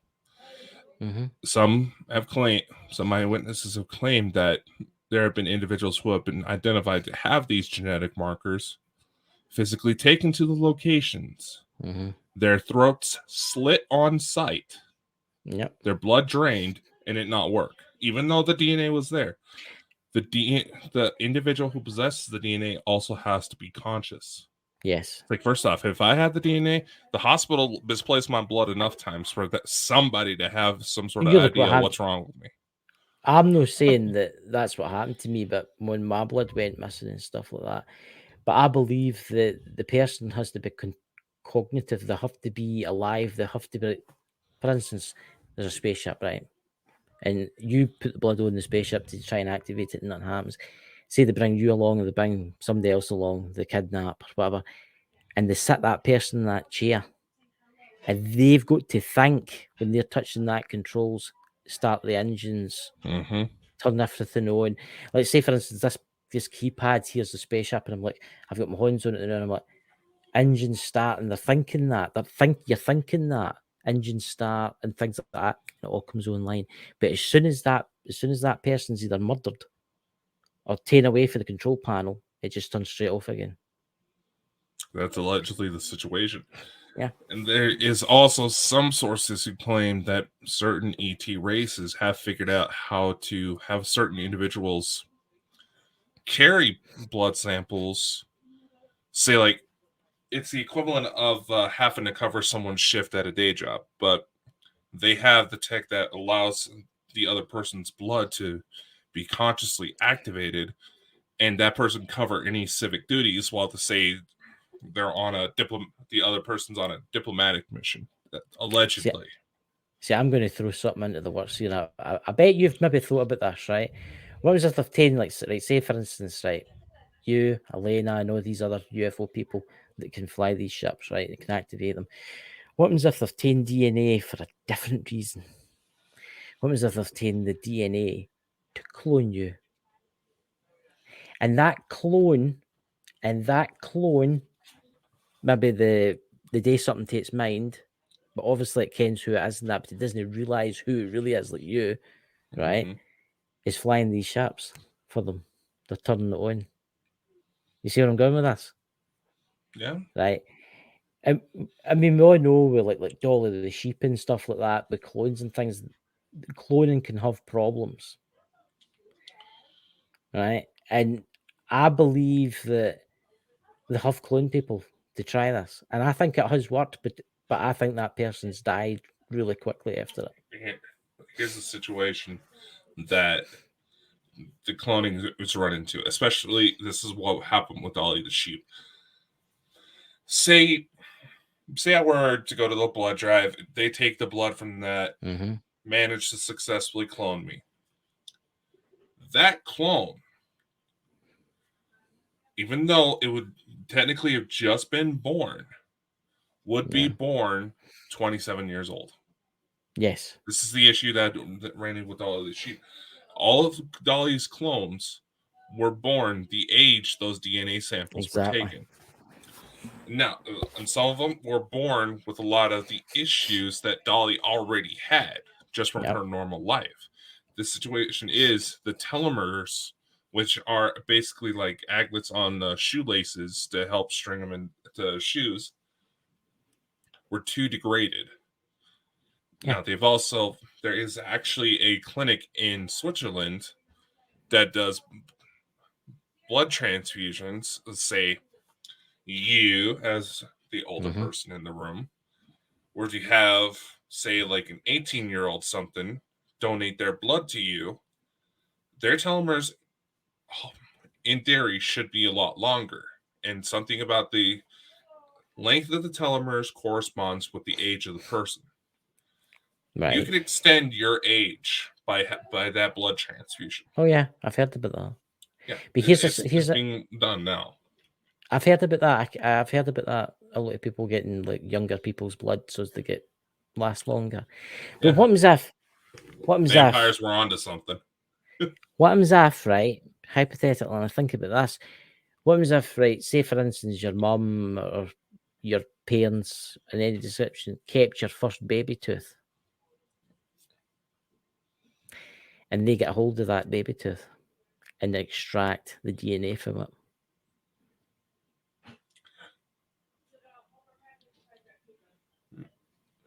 Think about it. I mean, it's one way to get around it, I guess. I will think about it, because you came at some parents are like they'll like look, some parents. I know this is going to sound crazy, but my mother has actually got a lock in my hair when I was baby. Yeah. Right. Yeah. So, but here's the thing. I should have maybe said that now, because now the CIA will be waiting that. But anyway, here's the thing. But like a lock of your hair, or maybe one of your first tooth you've lost. They say when you lost your tooth, what, 2, 3 or 4-year-old, you lost a tooth, right? They kept that tooth. Say the government get their hands on that tooth. They extract the DNA if there's anything left in it, if it's not too degraded, right? And then they can produce somebody around about 3 or 4 years old.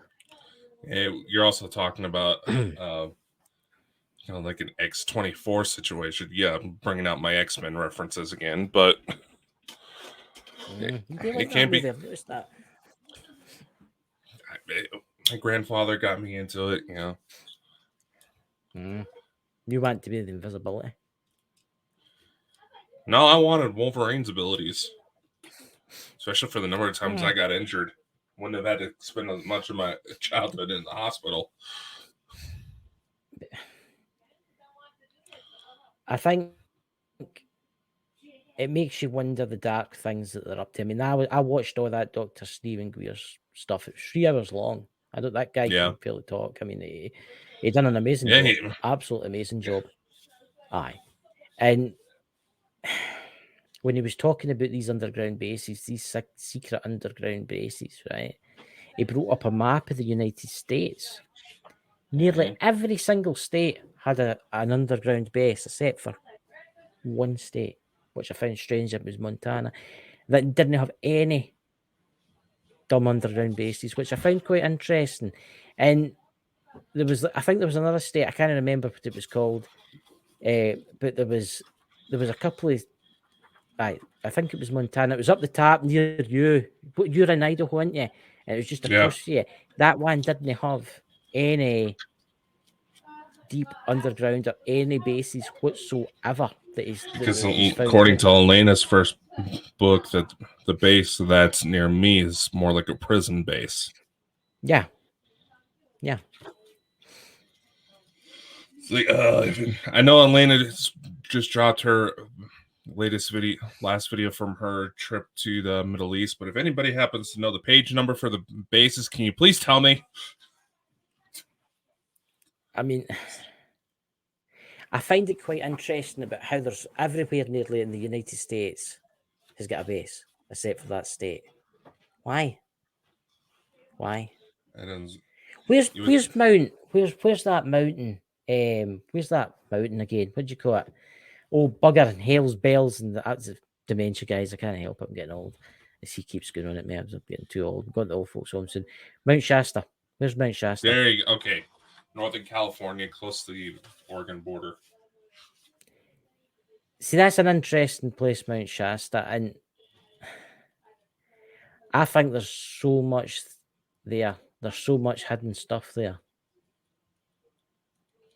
You know, Elena was showing one of her videos. I finally managed to catch one as it dropped. She actually had an invite to the Inner Earth. Wish I could go. I get big there. Oh, I would love to go check it out. Go see the Telosians and all that. Crystal Cities. The Telosians. The Telosians. Telos. That's the name of it. That's the name of the city that's allegedly under Mount Shasta. Wonder how much it costs there to go your holidays. Oh, a couple hundred. There it is. Just found it. Yeah. Is there any in Montana? Because when he was doing it, he was showing the map. He brought a map up, and I think it's an hour and a bit in. And he showed all the bases. And I noticed that... Okay, that is fucking weird. You would think Montana would be one of the perfect spots. There's hardly anybody up there. Yeah. But then again, here in Idaho, not a lot of people realize we have a lake that's being used for... No. See, that's what I mean. Well, everywhere else in the United States has got a base, but except Montana. And you would think it would be the perfect place because it's basically deserted. Yeah, there's hardly anybody through there. It's just so mountainous. It's hard to really settle anywhere. Yeah. But, then again, a lot of people don't realize that here in Idaho, well, everybody who's lived here and knows about it, it's been around since the Second World War, but we have a lake that's so large it's used to test nuclear subs to this day. Mm-hmm. That's right. I found it quite interesting with Dr. Stephen Greer how he was talking to you about how our alien friends have turned off like nuclear silos and stuff like that. Mm-hmm. But this is something I do want to say there, and I'm sorry, Dr. Stephen Greer, if you're listening. You did say that all the extraterrestrials that are out there are friendly. They're no all friendly, obviously. They're no all friendly. There is ones out there that are evil bastards, right? I mean, I know he was saying that so he was trying to hang with the public into thinking that they're all like ET and stuff like that. Yeah. I know I'm pretty sure I know what Dr. Greer was trying to do, but there is a couple of things. One, and a lot of people notice, is anybody else notice just how fucking nervous that man was? He was nervous and he was sweating. I had the extreme feeling. Did you see his bodyguards? Yeah. Somebody made threats. Had, There's a couple things. Also, a lot of people in certain chat groups who are obsessing about the particular Marine. You remember that one I told you? He was deployed to Southeast Asia after the tsunami, and he actually I think so. ran. I didn't know that story. Pete in the chat there, Dad actually went to Mount Shasta looking for the cave. And the people on the podcast side, it's a son of the naked Bigfoot. That's Pete talking about his dad when he went to Mount Shasta. Thank you very much for telling us that, Pete. Mount Shasta's always fascinated me. Yeah. No, there's also a lot of people obsessed over the fact that that particular Marine, as I was saying, he was wearing Masonic pins. I noticed. A lot of people are freaking out about that. It's like you do realize the type of shit that's going on. He may not be high enough level to be in the secret circles that everybody freaks out about, because everybody wants to say they know everything nowadays, but just based on a little snippet of something they see. Morons. I'm going to say something about the Masons, right? I'm going to say something about the Masons.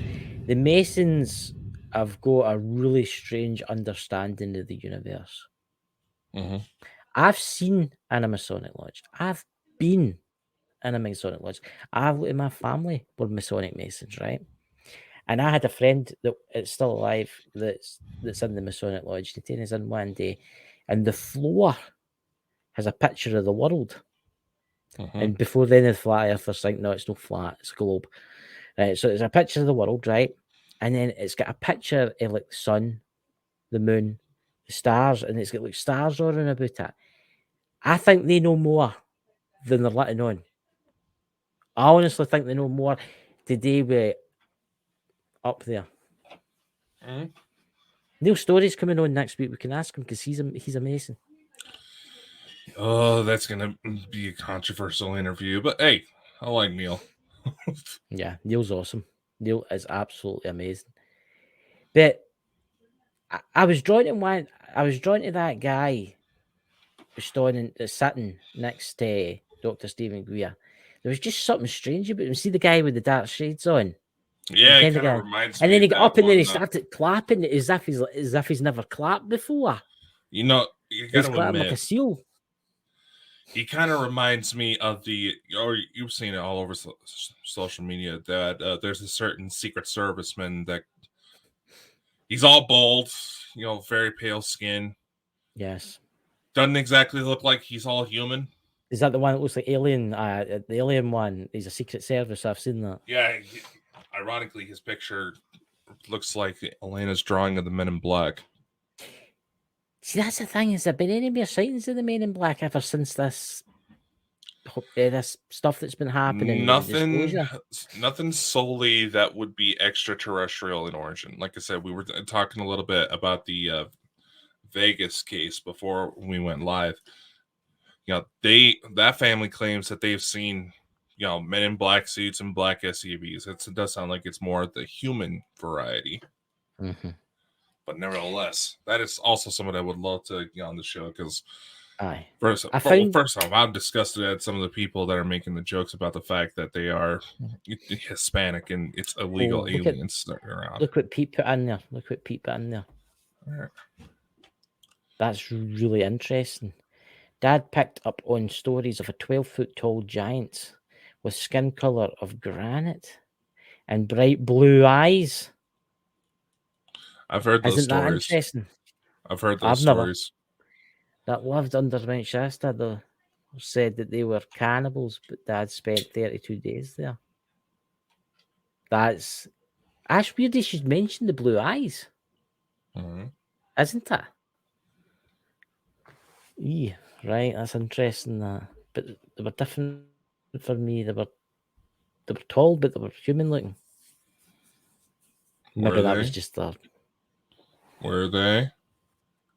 Maybe that's how I perceived them. You're hanging around a bunch of ass eaters. Well, I'll need if you're about the moon and invisible, you need to go and visit Dakota. He's got a lovely ice cream selection. Oh, I wish. Too many Hey, women Pete, in man, the house. Pete, in the chat, you need to come on sometime and tell us more of your dad's stories because your dad was awesome. The stories your dad used to tell, really miss him, really do. But Mount Shasta is. You need to go there, Dakota. Right, everybody donate. Let's get Dakota to Mount Shasta.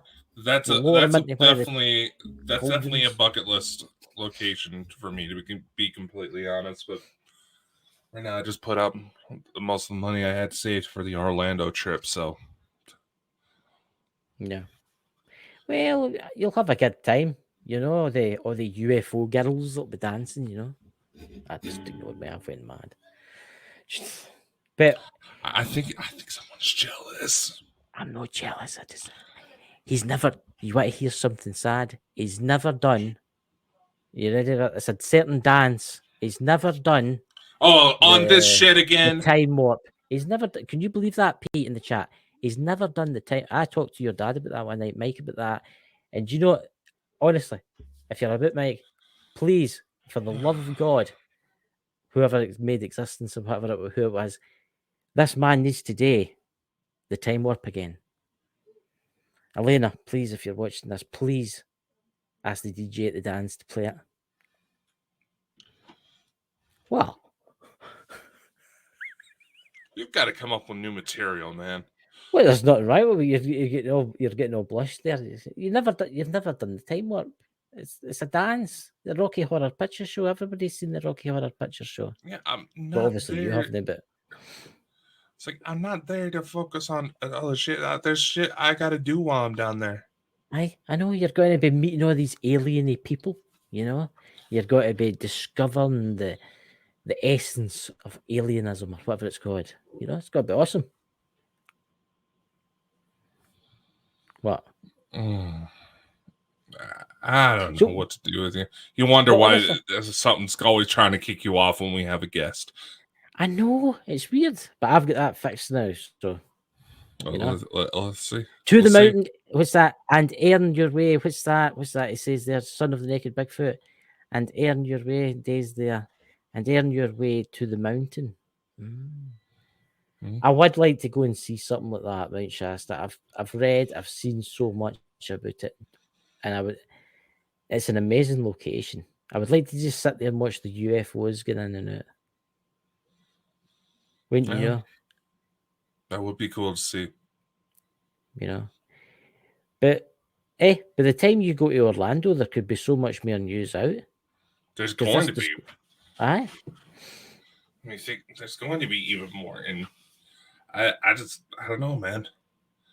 Do you know what would be the deal? Do you know what you could finally do it if Dr. Stephen Greer could pull this off? If you're watching this, get one of our extraterrestrial friends to come on stage with you and talk to the public. Who says he hasn't? See, that's an interesting fact. They've been humans that look like humans, get what I mean? But to basically say this is something, make up a bad alien name, but I don't know. This is such and such. He's from the planet such and such, and he's here to tell you why they want to help us. And he could do something to make him look like an alien or whatever. I think it would shock people, but I think it would help. I think it would get it out there instantly. I think it would make something. All the gray and reptilian looking ones have been ordered to stay back for a little bit, just because humans are absolutely terrible at blanket assumptions. You know, we think we know everything. Just look at the number of people who get flustered over little inside jokes. Yes, a little ledgy. I'll give you that. There's Son of the Naked Bigfoot, Pete again. Remember the rule of the road. You have to give a little to get a little. Yeah, if only a bus full of Playboy bunnies could just break down in front of my house. Wouldn't that be the ultimate fantasy? See, ladies and gentlemen, what he's really thinking about, he's sitting there at night thinking, oh, please, Lord, just let the Playboy bunny bus break down outside my house. I'll go out and change any tire, any spare tire. I'll do it, Lord. Please. And we got Playboy that watches us too, so. We got a Playboy that watches us. Who? We got a few. Oh, hello. What? And they find you absolutely repulsive. No, I'm just kidding. That's terrible, isn't it? That's, Just- what was that? Just no hairy nuns. Then he's out. Remember, what are you going on about, Pete? You going on about hairy nuns? Why do I get a feeling that's another Mike story? Oh, I like the one that your dad told us about the Exorcist ring.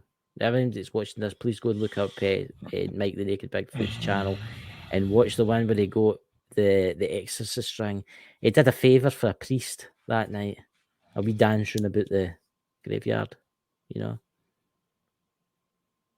You would date for an Exorcist ring, wouldn't you? I didn't have to. But you didn't. His is more obviously powerful than yours. You get what I mean? His is more special. No, mine was given to me. Right, all right. And By a somebody priest. says to you, I'll give you an artifact from a UFO, right? But first you have to dance naked around the graveyard for this priest in the corner. Would you do it? I would want to see the damn artifact first. I would say it was a big, Too shiny, many wankers thing. like you out there who think me dumb, who think they know everything about me. Yeah, but there's something that makes me. I've got that ring. I'll tell you something. The stuff that your dad had in that cabinet. Oh my God.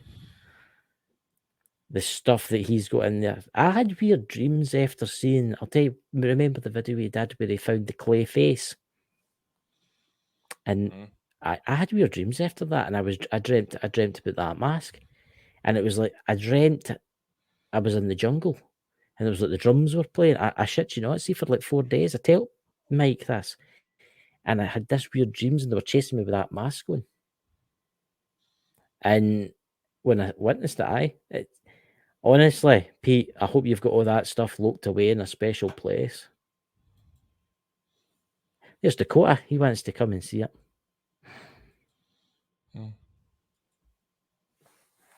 Yeah. You know.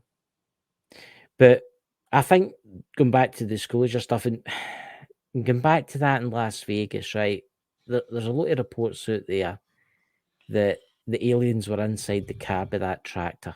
It was a loader of some kind. That's what it was. I don't think they were inside the cab. I think they were at the back of it.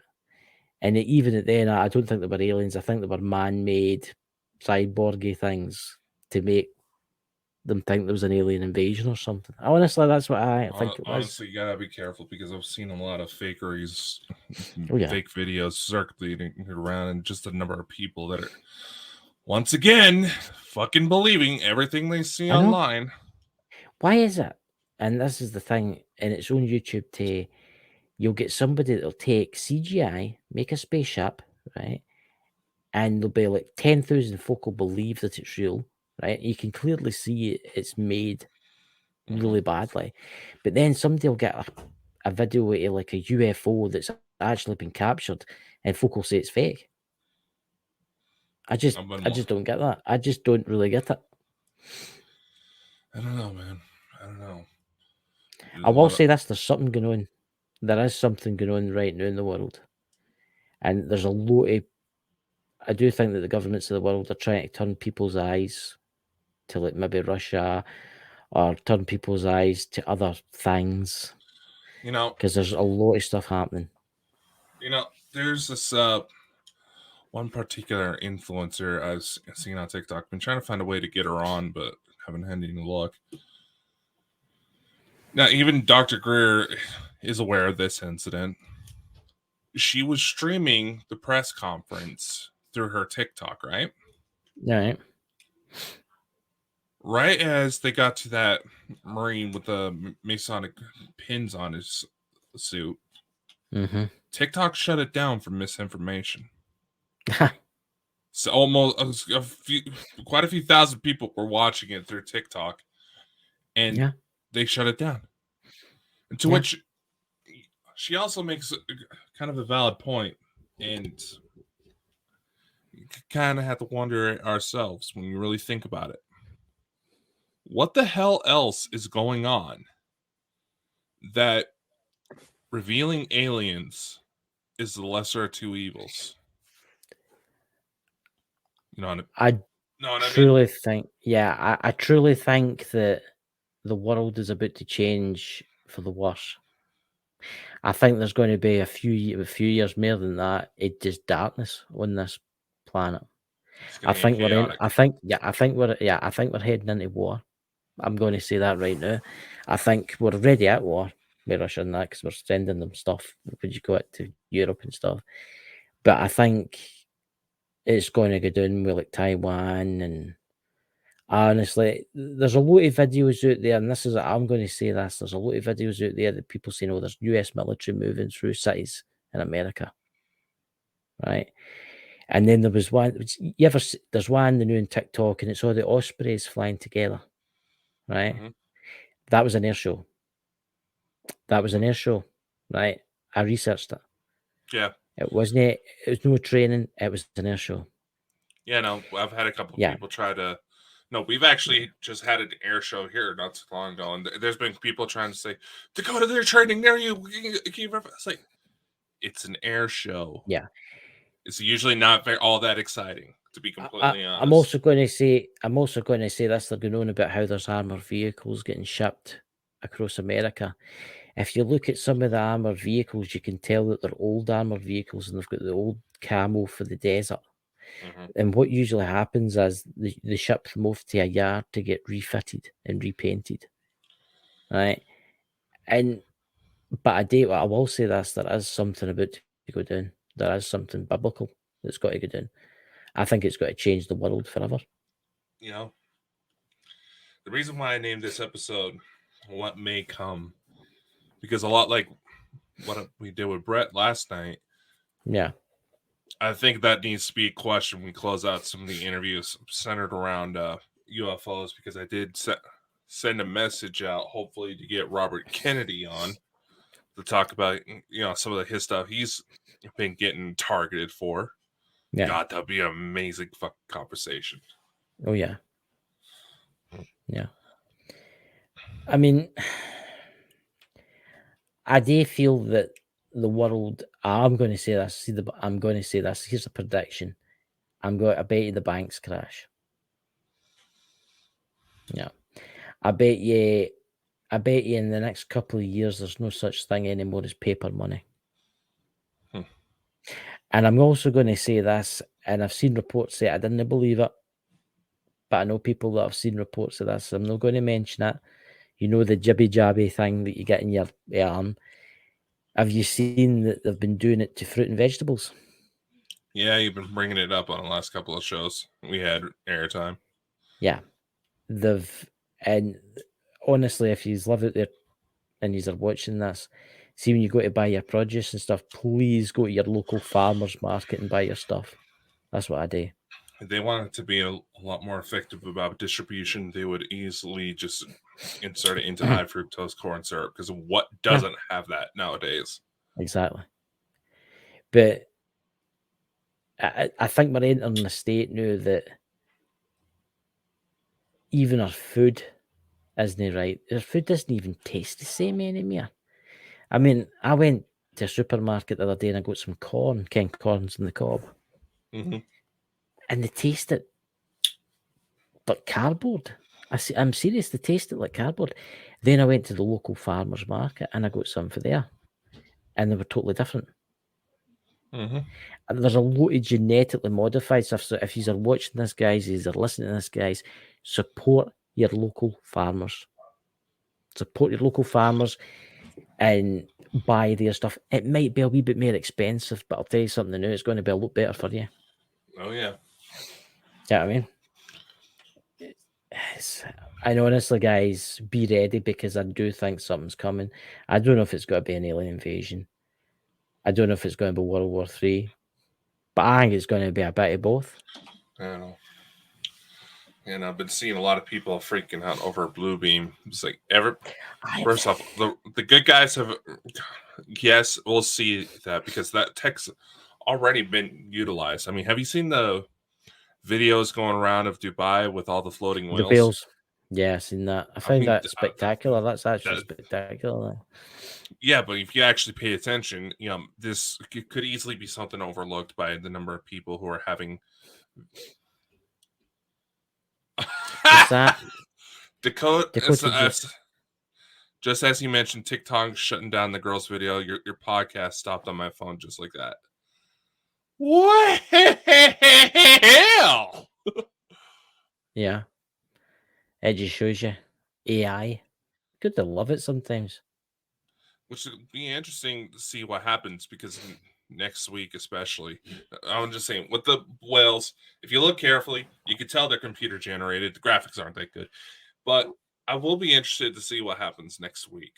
We are going to be doing the Neil Story interview pre-recorded, just accommodate his schedule a bit. So we'll be dropping that one on Sunday.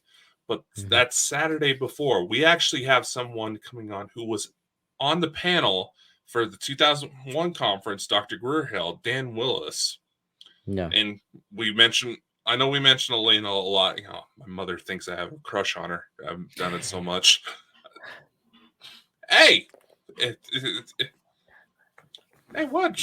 She's a beautiful, intelligent woman, and I'm honored to call her my friend. That's call it this motherfucker, on the other hand. Really, did your mother actually think that? I'm going to message your mum after. She's actually said that to me to my face. Well, if you look, I think the two of you make a great couple. No, I'm married. A man. young You're man, gonna, strapping man. Motherfucker, you're gonna get me in trouble with my wife.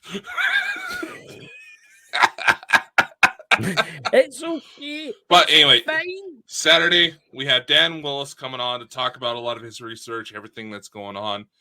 And, obviously, Elena's probably going to be coming up in that conversation because he does keep track of a lot of her testimonies and backs up the fact that if anyone's worth listening to, it's her. Yeah. Mm-hmm. Which should say something considering some of the individuals Dr. Greer had on his press conference actively try to talk shit about her. I know. I'm very disgusted about that. I know. I was going to try to reach out to some of them. It's like, first off, I understand. I can level if you have disagreements, but the level of fucking shit. See, yes, Dakota has morals, despite what some people try to say.